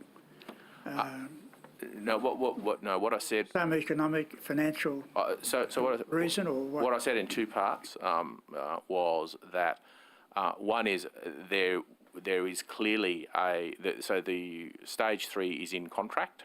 So stage 3A is in contract. Also, we have a contract with Sydney Motorway Corporation, which is now a majority-owned private corporation in terms of a concession agreement. All of those agreements that are in place are on the basis that stage 3 will proceed. Clearly, if the government was not to proceed with stage 3, then the damages that would financial damages that would likely to occur from that would be massive. I mean, I don't have a exact sort of estimate of that, but we are talking billions. Could it be similar to what happened in Victoria? We're talking billions of dollars here. And so what happened in Victoria, if I can just sort of say, is that I think the final number was not fully published, but was certainly a number above $1 billion, was my understanding. And in addition to that, I think it's fair to say that there was a degree of reputational damage to the government generally, and to future projects in Victoria that occurred due to that, because that's one of the things about private investment in infrastructure, and private investment is really important to delivering transport infrastructure in New South Wales, is that the private sector needs to have confidence that if they enter into a contract with the government, then the government will honour that contract. It's the issue of what's termed sovereign risk. Now, Australia in general, and New South Wales in particular, has a very good reputation on the issue of sovereign risk. And what that means is that companies want to do business with the government in New South Wales and more broadly within Australia generally compared to other countries. What that means is then we can access to those private entities on commercially competitive terms. So it is actually incredibly important that the issue of sovereign risk, if the issue of sovereign risk comes into play, there's not just the immediate damages, but then there's also the damage to reputation for the state. In addition to that, though, that's the financial aspects of what would happen if you decided to cancel stage 3. WestConnex was conceived as a program of work, which an integrated set of motorways to form the spine of what ultimately is an integrated transport network. And so clearly, if you decide not to build a stage of an integrated program, then a great many of the benefits that flow from that program would not be achieved in terms of travel time savings and in terms of reduction of traffic on surface roads and all of the benefits that come from the program. Many of those would be put at very substantial risk and probably disproportionate risk by just not completing one stage of what was conceived as a fully integrated program. And I assume you'd have less companies tendering for some of these projects if they were nervous about it being cancelled. Absolutely. I mean, this is the sovereign risk issue. The sovereign risk issue is simply that It costs a lot of money to tender for these style of projects, and you know, companies will take a view of you know, how confident they are that the government does what it says it was going to do. We'll move on to the opposition members, the Labor Party. If I may, Chair, just ask a couple of Masterman. questions, particularly around complaint, the complaint areas. Just wondering, how does the RMS deal with non-English-speaking background complaints? What arrangements do you have in place for people to be able to articulate their issues and addressed? I'll let Ms. Drover comment in detail, but we have translation services at our cost. Basically, is the broad policy position. But I'll let Ms. Drover And all our community collateral, fact sheets, community updates, etc. They've all got on the back page quite a large section devoted to the fact that we do supply translation services at our cost, and people can contact and seek those services. So does the hotline have that facility if somebody with non-English-speaking background, Chinese, Arabic, whatever, picks up? There's an immediate need for immediate attention. As the Honourable Greg Donnelly just said, is there a hotline that directs them to a specific language that they can complain immediately that there's rattling in the house or there's fumes coming in? Is there such a thing? Yeah, given it's 24/7, there's not immediate translation services, but certainly if they're requested, they can be arranged fairly quickly at our cost. So are those 5 liaison officers and the complaints commissioners, do they speak other languages? I would have to take that on notice. I'm not across which languages they speak. So the other thing I'd just add more broadly is that where we're aware of, you know, the demographics of particular areas, when we actually put out the original collateral, we put it out in a number of languages that you know, that we believe that would cover a reasonable proportion of the community. And obviously, you know, that's not an exact science, but in terms of the demographic makeup of particular areas, we'd put the initial collateral out in more than one language as well. Comms team would look at the census information, I'm sure. Correct. So the data, is there a data breakdown of people who complain with regards with this particular language background, and therefore you're able to provide more services in that particular language background? I'm sure I'll take it on notice and confirm, but I'm sure we record whether a complainant requires a non-English translation. And obviously next time we spoke to them, we would ensure that that translator was available.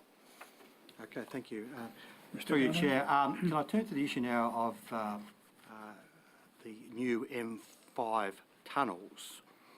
I understand that the formal approval for that part of the WestConnex project was formalised or granted on the 21st of April 2016.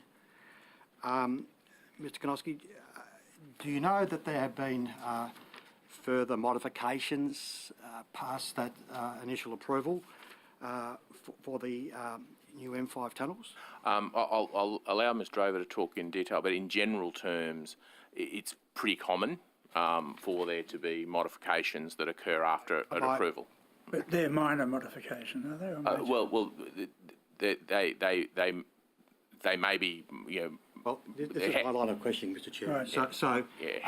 How minor or otherwise they are is then determines how they'll be dealt with. Okay, Ms Drover can talk to the detail. How many modifications have been made since the 21st of April 2016?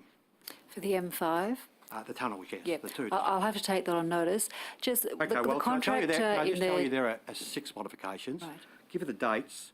The 30th of August 2017, the 14th of November 2017, the 7th of December 2017, the 5th of April 2018, the 30th April 2018, and the 20th of August 2018. So there's been 6. Now, have you been involved with the detail of processing those modifications? Yeah, so any change that the DNC contractor or SMC proposes is assessed. Sometimes it's looked at from a consistency perspective. It may be a change, but it may be consistent with the planning approval, and therefore it doesn't necessitate a modification. But if it does, it goes through the full modification process. It goes There's on. been 6, yes. Now, with respect to these 6 modifications that I've specifically mentioned, and which are formally notated or footnoted in the Department of Planning and Environment's paperwork, can you provide to the committee information about the values of those modifications, the costs of those modifications to the project? I'd have to take that on notice and give you the exact detail per modification. Well, do you have any approximate figure with respect to these modifications? Not with me. The only thing I'll note is that the DNC contractor may propose a change. They'll cost that change, but depending on what the DPE determines in terms of whether whether DPE actually agrees to the modification or not, 6 it may modifications have all been impact. approved. Yeah, well, it may Okay, impact they've been inked. the value of the Now, modification. with respect to the value of those modifications, I mean, surely here today you can provide us with some information about the value of those modifications. I mean, this is a large project. This is within the large project. Some major modifications. We must have some information on that here today. So all of the modifications are within the contingency band for the project, and I think we've taken on notice to give you the exact detail of the costing of the 5. Mr. Konofsky, can you provide me with an approximate, as best you can, of the value of those 6 modifications? No, I think we've taken on notice that we well, will... you didn't actually, Miss Drover took on notice. That we will provide you with the costings for the modifications, but what I'm saying... For each and... So I'd like it for each of those 6 that I've mentioned. Yes, I said I would do that. Yes. We've said we're happy to do that. What I would say though is that it's normal in a project of this scale for there to be modifications to it during its delivery. It's normal for the project to carry a contingency in order to deal with things such as modifications. Okay. With respect to these modifications that I've mentioned, the 6 of them. Is it or is it not the position that RMS have agreed to indemnify the Sydney Motorway Corporation for any extra costs associated with these modifications? So we'd have to take the precise nature of that on notice, but there are quite a lot of issues which are really client issues. Well, Mr. Konofsky, these are major modifications. I mean, if one looks at the paperwork, it goes to over 150 pages. That is the detailed document. These are not insignificant modifications. Now, what you're saying is you're not in a position here today to go into the detail of what they might be valued as, and I accept that. But surely you know, and you can give an answer today, of the position which we understand to be the case, and that is that the Roads and Maritime Services have agreed to indemnify the Sydney Motorway Corporation for any extra costs associated with the modifications. So I was actually attempting to give you an answer to that a little while ago, but I'll attempt again to give you an answer to that. As I said to you, within the 6, I will take on notice the precise precise issues. But what I was going to say to you, it's not unusual. So Roads and Maritime Services has certain obligations. Yep. And we're the ultimate client for the project, so it would not be an unusual circumstance. We're also responsible for obtaining and keeping planning approval, so it would not be an unusual contractual situation. Mate, you're speculating now because you don't know. I've asked you the question. No. I've asked you the question in regard to these 6 modifications. You've effectively taken on notice, and now you're speculating about what are contingencies that you might have with respect to projects. So if you can't answer with respect to these 6, we'll move on. I think I've taken that on notice. You've taken on notice, fine. Now, with respect to the Gateway project, as part of the WestConnex, or rather not as the case may be, it was the case that the Sydney Gateway was part of the WestConnex project in the first instance, wasn't it? So in the WestConnex project, yes. There was a link from the St Peters interchange yes. To the airport or to Airport Drive. Yep. And that was part of the business case for WestConnex. Yes. What transpired during the investigation process for that was that it was determined that there were broader issues which needed to be addressed, and then the government asked RMS to prepare a separate business case for all of the matters relating to Sydney Gateway, including linking St Peters Interchange to the airport. This is where your arguments fall to ashes, because in your answer to the Reverend Niles' questions about the component parts, you were at great lengths to explain how the component parts are all joined together and it's integral that one follows the other and they're all tied together. But the truth of the matter is that with respect to the Sydney Gateway, it's been broken off at the end and being treated separately. That is the case, isn't it? So you can't on the one hand argue that the component parts are integral, they fit in together, they click together, they all form a whole, and then on the other hand have some money the other way and say, well, listen, with respect to the Sydney Gateway, that's a little bit different because we've been asked by the government to produce a different result, that is to sort of cost it as a separate project in and of itself. So you can't play both sides of the line. You've got to have one or the other. What I have said, and I've said this consistently throughout a number of hearings on this matter, is that one of the functions of Sydney Gateway is to link St Peters Interchange to the airport. That was always part of the original WestConnex scheme, was to link St Peters Interchange to the airport. That remains one of the functions of Sydney Gateway. Sydney Gateway has a whole range of other functions. It improves traffic flow at the entrance to T2, T3. Okay, we'll move on. With respect to the Sydney Gateway project... I want to move on because you've in effect answered my question. With respect to the Sydney Gateway, you've acknowledged it's going to cost between $2 and $2.6 billion. If we take the $800 million, which was in terms of the budget of the WestConnex project, which will be devoted to the Sydney Gateway project, I mean, we in effect have this now just as a contribution to this whole project, haven't we? So in other words, you've got the 2 to 2.6, you've got the 800 mil, so it's only a small component part really, isn't it? I mean, there's this other amount of money that's got to be found to pay for it, is that correct?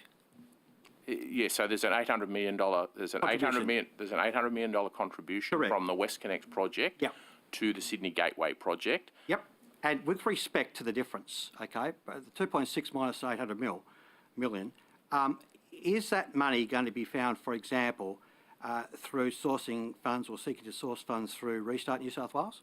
So the funding position is a matter for Treasury. It's not a matter for RMS. Okay. So RMS is not responsible for where the money is funded from. Okay. Well, with respect then to the Sydney Gateway project, so we've got the issue of the funding. It's still a bit of a black hole. With respect to the Sydney Gateway project, when do we expect it will be finished? We expect it to be finished at the end of 2023. 2023. So there's been no change since you were last before the committee in terms of that? No. Okay. On the matter of, and it's sometimes taken as a bit of a vernacular, but it's not meant to be, the issue of toll fatigue. The citizens of this state, the citizens of this city, basically pretty much had a gutful of the amount of tolls they have to pay to use roads in this big city. Has RMS undertaken any work or any research to examine this notion of toll fatigue? Not that I'm aware of. So the Roads and Maritime Services, to the best of your knowledge, has not sought in any way whatsoever to research or study or look into the notion of toll fatigue? No, what we're tasked to do by the government when we're asked to look at a toll project is look at, or when we're asked to look at a motorway project, is we look at what are the alternate ways of funding that motorway project. Tolls, if it's a motorway project, are always part of that consideration. As part of that consideration, we would always look at what's called willingness to pay. And so we would model based on consumer research and the like what the willingness to pay the toll would be. Have you heard of the term toll fatigue before, Mr. I have heard of the term toll fatigue, yes. And what do you understand it to mean? So I understand it to mean a view that the cumulative impacts of tolling are it's a word to describe how some people characterise the cumulative impact. Sure. Now, surely RMS must have some insight into the sense of which the people in New South Wales, particularly Sydney, using vehicles, feel about the issue of the payment of tolls and the way in which that has increased in recent years. And your evidence to this inquiry this afternoon is that RMS has not looked at this matter specifically to establish whether or not this actually, as a matter, is in the minds of the people in their city. Yeah, that's my evidence. I mean, I think work on this. I think the matter you're referring to is really a broad government policy position, and if we were asked by the government to look at it, we would look at it. Okay, so as the primary government agency responsible for the roads in this state, the Roads and Maritime Services have not looked at the matter of toll fatigue as a concept and its effect. Has done no work at all. That's what your evidence is. Not to my knowledge. No. Okay, no, that's fine. Well, moving on. Can I just go back to the issue of the complaints again, which we were dealing with earlier on this afternoon? And once again, I'm not trying to be tricky here, just trying to get the complexity of this here. In terms of the recording of the complaints, we had the evidence, and I went through this. The EPA themselves collect direct reports from people ringing them up. They also have reporting via the contractors who on a 24-hour basis are basically reporting complaints that come through to them, the contractors. And we have a few come in, not expected to be many, through other departments or agencies which might ring up the EPA. So that's the EPA. Now we have RMS, we have your hotline, and that obviously collects data. Now, at an earlier hearing with the City Motorway Corporation, Mr Klanish gave evidence when he was in the role that he himself would receive text messages of complaints that were put through to the Sydney Motorway Corporation in regard to matters to do with the WestConnex project. What I'm struggling to understand is how does this all come together then? I mean, you sit down and you try and, on a piece of paper, write down what is the complaints processing process of this massive project with another major piece to come. And you just can't get a clear picture about how all these complaints are being brought together at a single point and accurately recorded and acted upon. I mean, with various sources of information, I mean, it's self-evident that there is going to be confusion about this. So just to be clear though, if the EPA receive a complaint, then they will clearly come to us and ask us what action we've taken with regard to that issue. So in terms of actioning items, I mean, very clearly, if a complaint comes to the EPA, the first thing the EPA will do is contact us and ask us, do we know about it and what are we doing about it? So that's to be taken as read, that all of the complaints to the EPA, through whatever means, ultimately come back to RMS? Yeah, so if anyone contacts me directly, I will let the team know. They will enter it and log it into the system. It'll be captured. This is from the EPA? Yep, from the EPA, well, yes. Assuming the EPA contact us and let us know about it. Well, Mr Konofsky just said that's what happens. Yeah. But So, I mean, does that happen? I mean, all EPA complaints, provided in whatever form, come back to yourself. Is that right? Any complaint from any agency or individual will be logged within the system. And that's different from the hotline? Well, the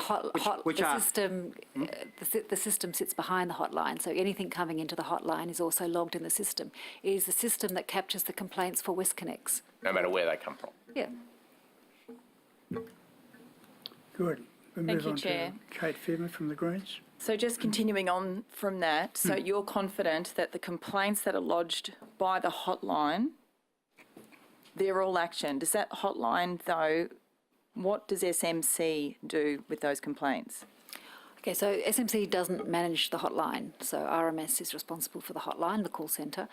So that they come in, they're triaged. They may go off to SMC if it's an SMC matter. Largely they go to D&C because they're the ones on the ground that kind of deal with the problems.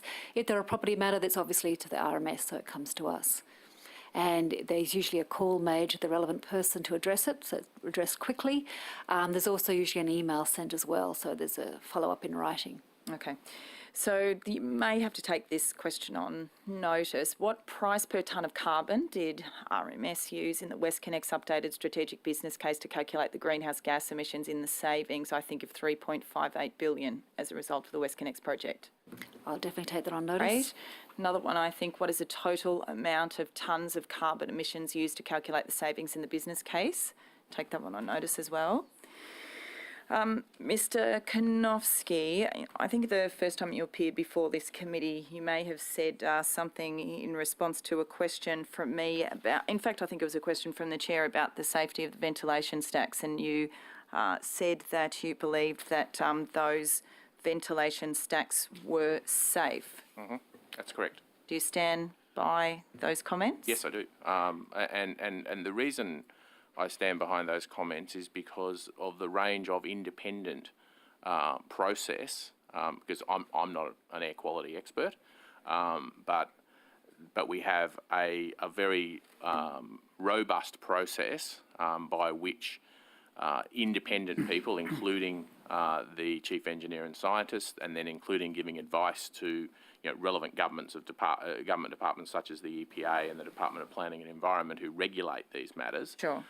So I'm confident that the process we've followed is a very robust process, and therefore I'm confident that they're safe.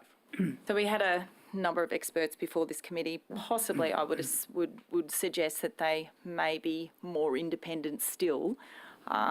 Some of them, for example, one of them was a senior respiratory physician and intensive care physician at the Royal Prince Alfred Hospital in Sydney, somebody that you would think would have a lot of expertise in the area of health impacts from exhaust fumes. When I asked him the question, I put your statement to him.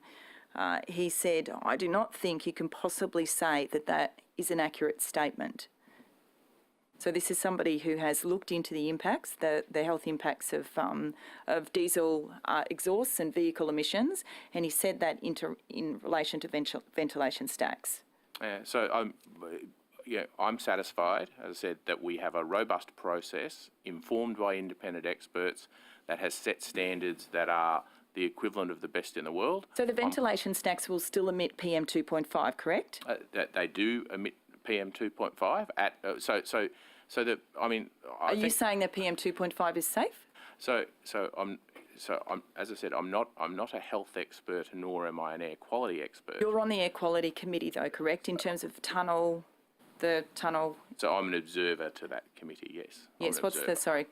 Give me the name of the committee again. It's the Independent Air Quality Committee. That's right. So I'm an observer to that committee,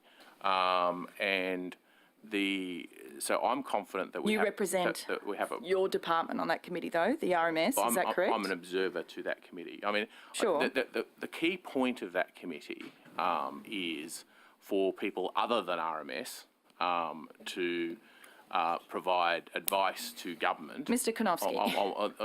But that is the key.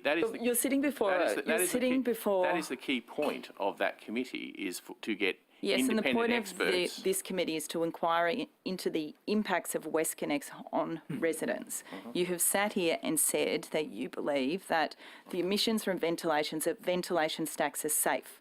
Yes. PM 2.5 comes out of those stacks, that's correct? You understand what PM 2.5 is? I do understand what PM 2.5 is. Vehicles emit 2.5. Are you aware? Vehicles emit particulate matter whether they're in a tunnel or whether they're on an open road. About 12.5% of the PM matter in the Sydney Basin is caused from vehicle emissions. Much more significant amounts are caused by wood fires. And what are the impacts of PM 2.5 on health, Mr. Konofsky? So I'm not an expert on. You're on the air. You are on this tunnel committee, the air quality committee. I'm an observer of the committee. I'm not. With respect. I'm not a health expert. I've never claimed to be. Mr. Konofsky, you've said that the emissions from the ventilation stacks were safe. Yes, if you were not a health expert, why did you say that to the committee? Because I believe them to be safe because we followed a robust process and we've got independent advice. And so, yes, I do believe them to be safe.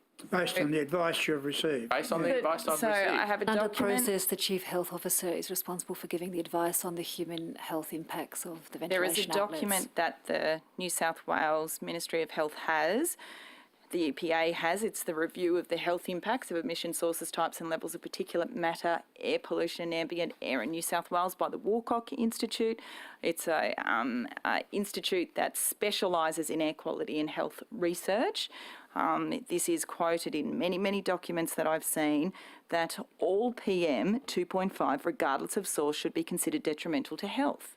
Yeah, I think what we're dealing with when we... Do you agree with that statement, Mr. Konofsky? I'm not a health expert, and I'm not going to pretend to be a health expert. Will you withdraw your statement to this committee then, that you said that the emissions from ventilation stacks were safe? So what I will do is explain my statement, You don't know what you're talking about when it comes to Point of order. stacks. which is... Mr. Chair, point of order.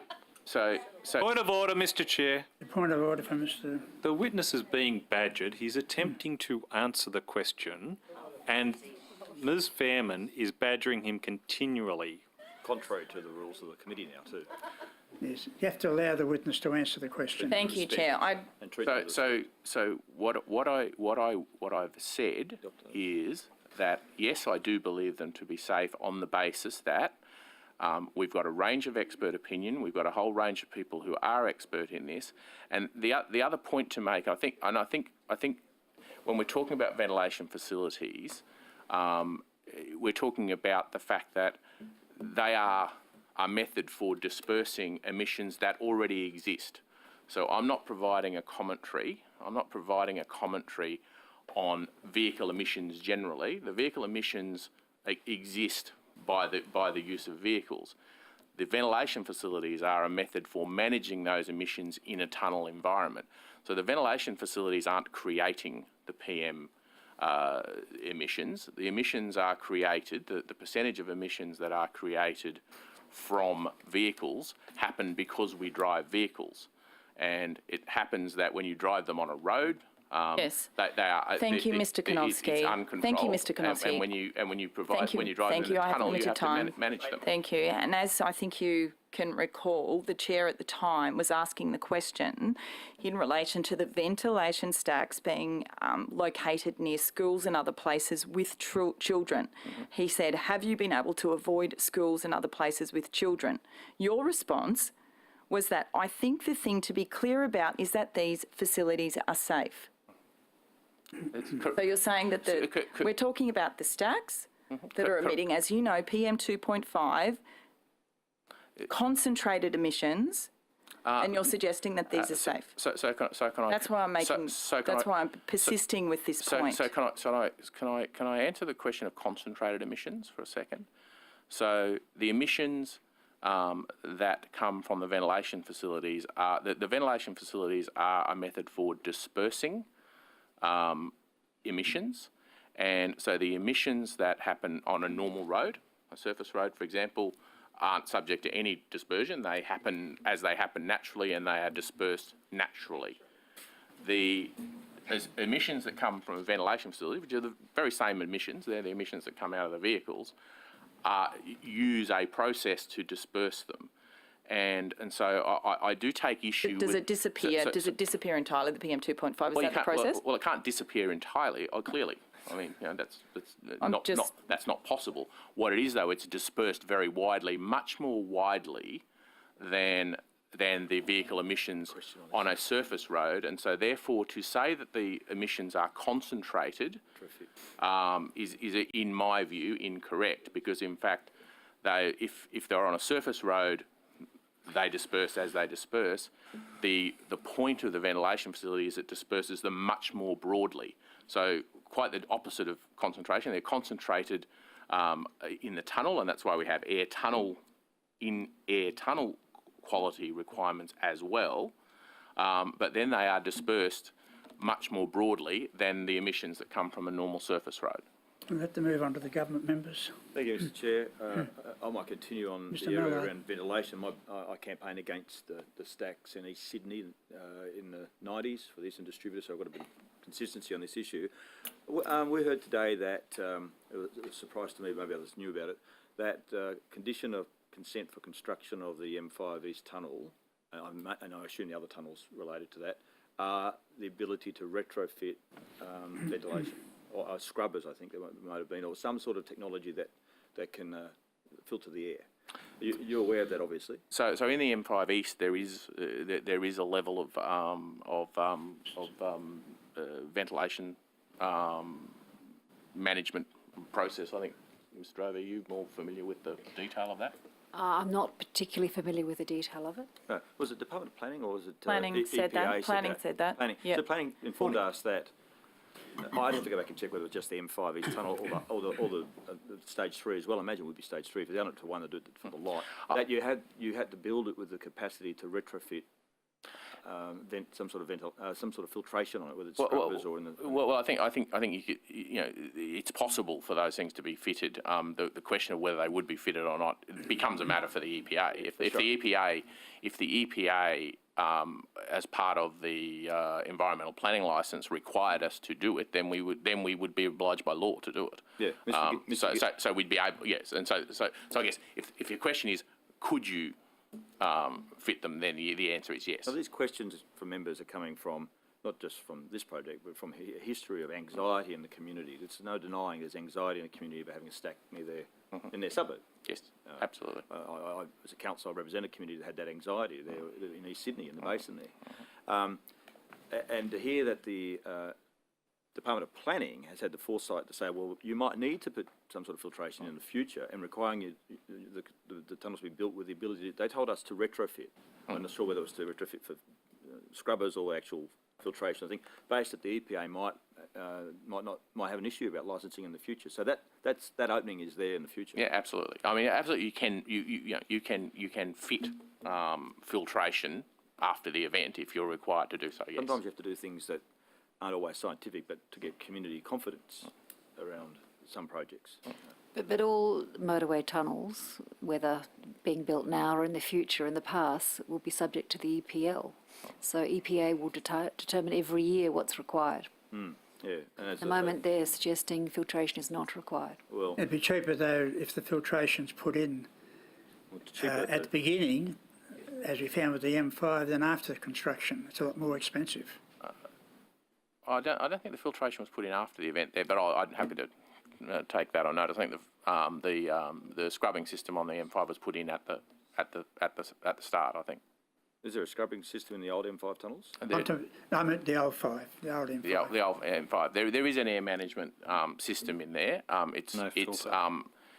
It's proved not to be as effective. Have you driven through in a convertible? I made that mistake once. Look, and I think recovering. Yeah, and I think we've said that there's a and I think I'm on the record as saying there's a range of design issues with that particular tunnel, which lead it to have the characteristics that it's got.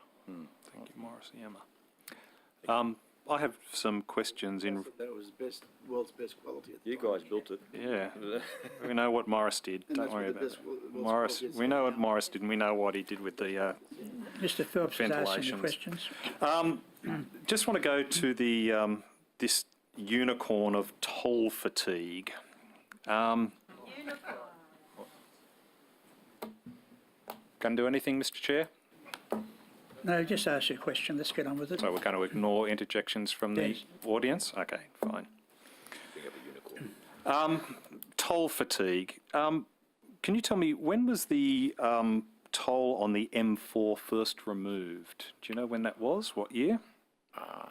I'd take it on notice, but approximately there was a cashback scheme on the M4 for a period in the 90s. Yeah, when was it finally removed? Was it around about? Sorry, I'd have to take it on notice. Okay. My apologies. Are you aware that the RMS website indicates that in 2009, average daily traffic volumes on the M4 motorway between James Roos Drive and Silverwater Road were around 109,000? That was in 2009. I'm not aware specifically of that, but that's consistent with my view of how much traffic it would be carrying, yes. Okay.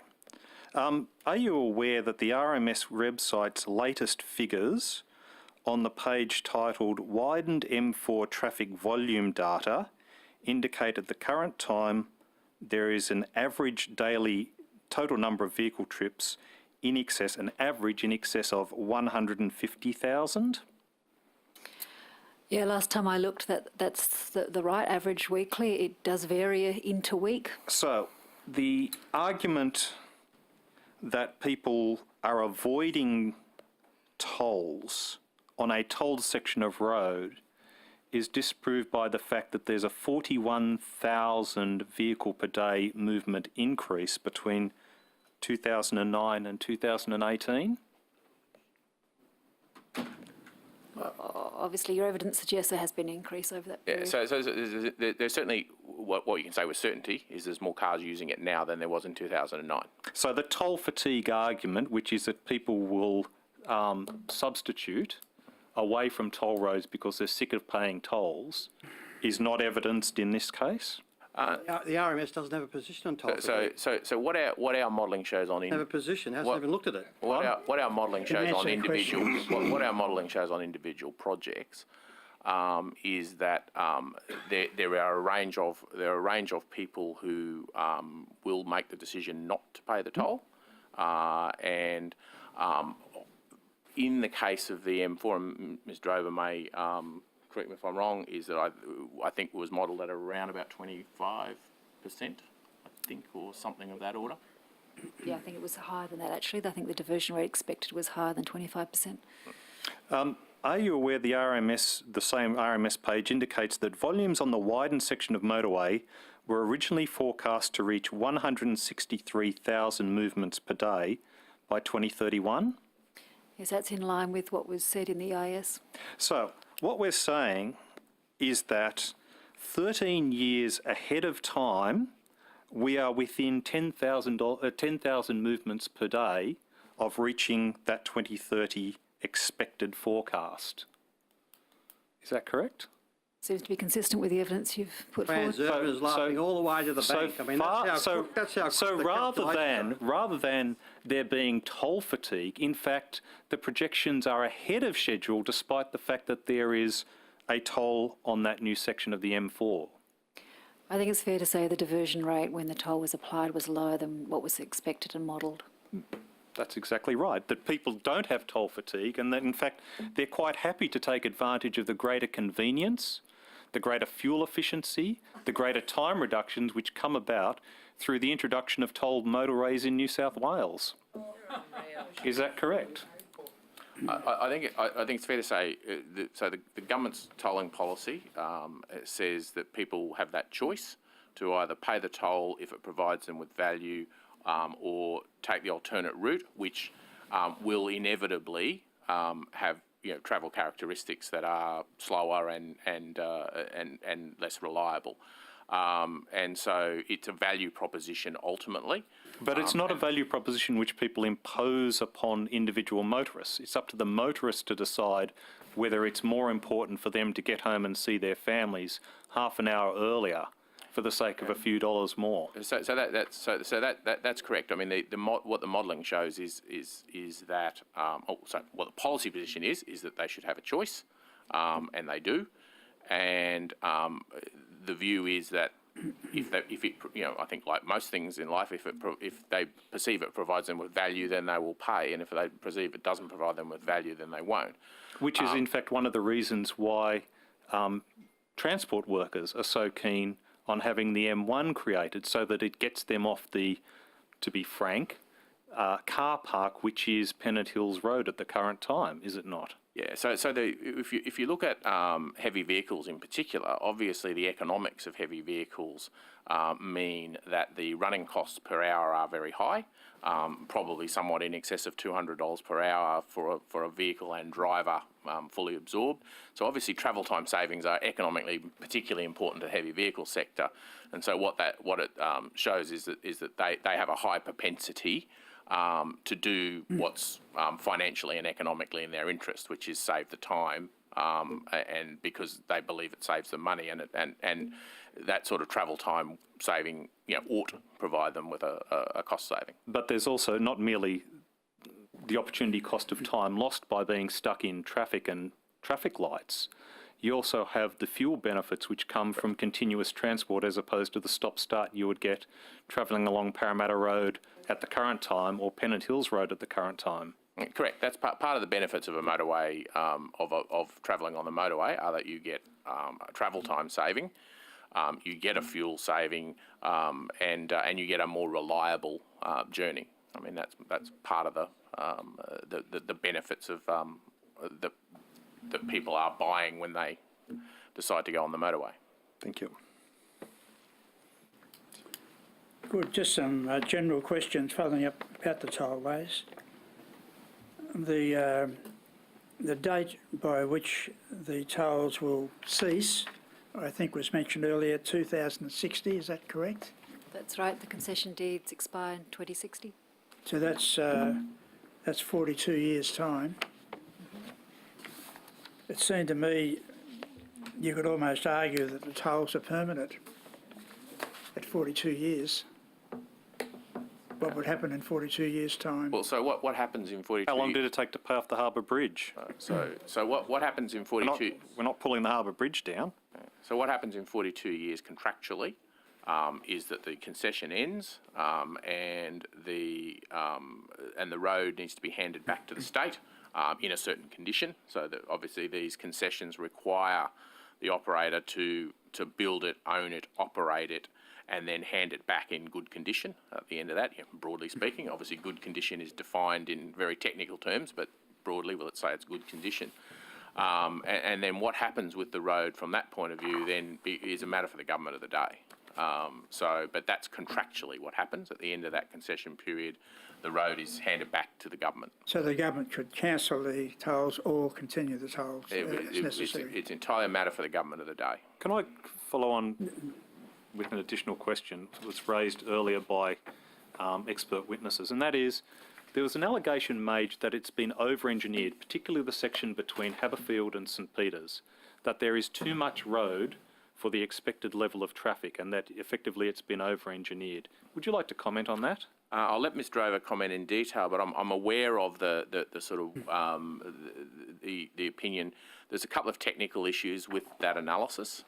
One is that the analysis on which that statement was made effectively assumes that there is no peak direction flow because it spreads the total amount of traffic over all of the lanes all of the time. So it assumes that that there is no peak flow direction, which of course on most Sydney roads there is a peak flow direction. Certainly is. Which is why we don't do our analysis in that way. And the other point is that it bases its total traffic numbers off a theoretical maximum based in Austroad standards that have a whole range of conditions attached to them as to what sort of conditions in which you could get, I think it quotes, 2,300 vehicles a day. Those conditions don't exist in the tunnel environment.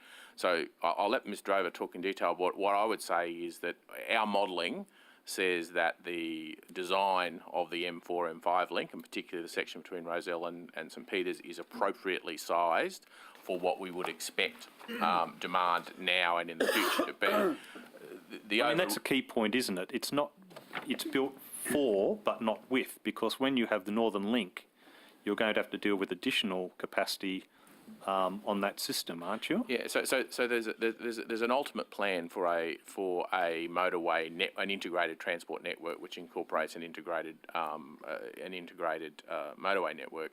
Clearly, we have to have some view for what future demand would look like. Tunnels are very hard to augment.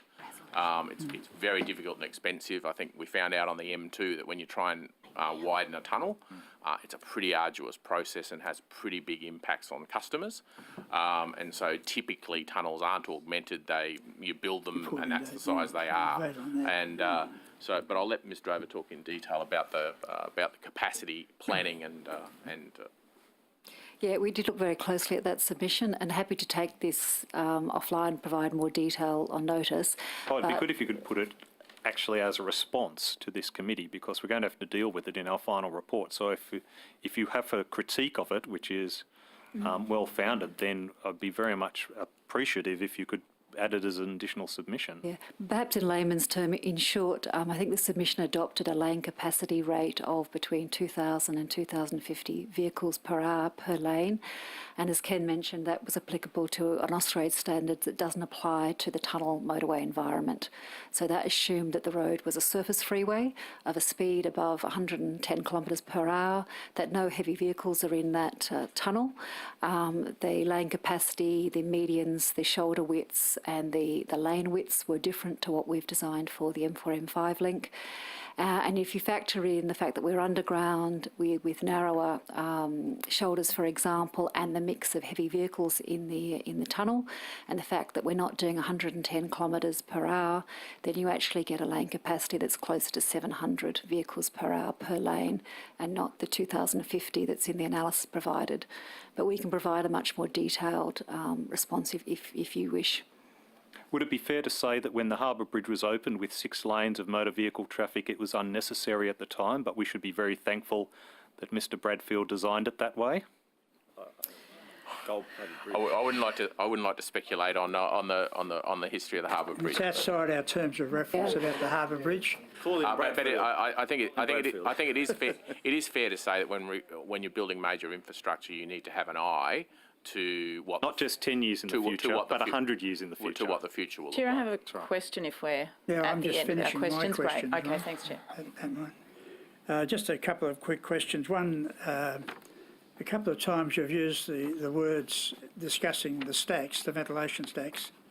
They distribute the pollution. Distribute. How do they distribute the pollution? The stack. I thought they condense the pollution. No, so and I'll let Ms Drover comment. In the sack. The function of the ventilation facility is to disperse the emissions, Ms Drover.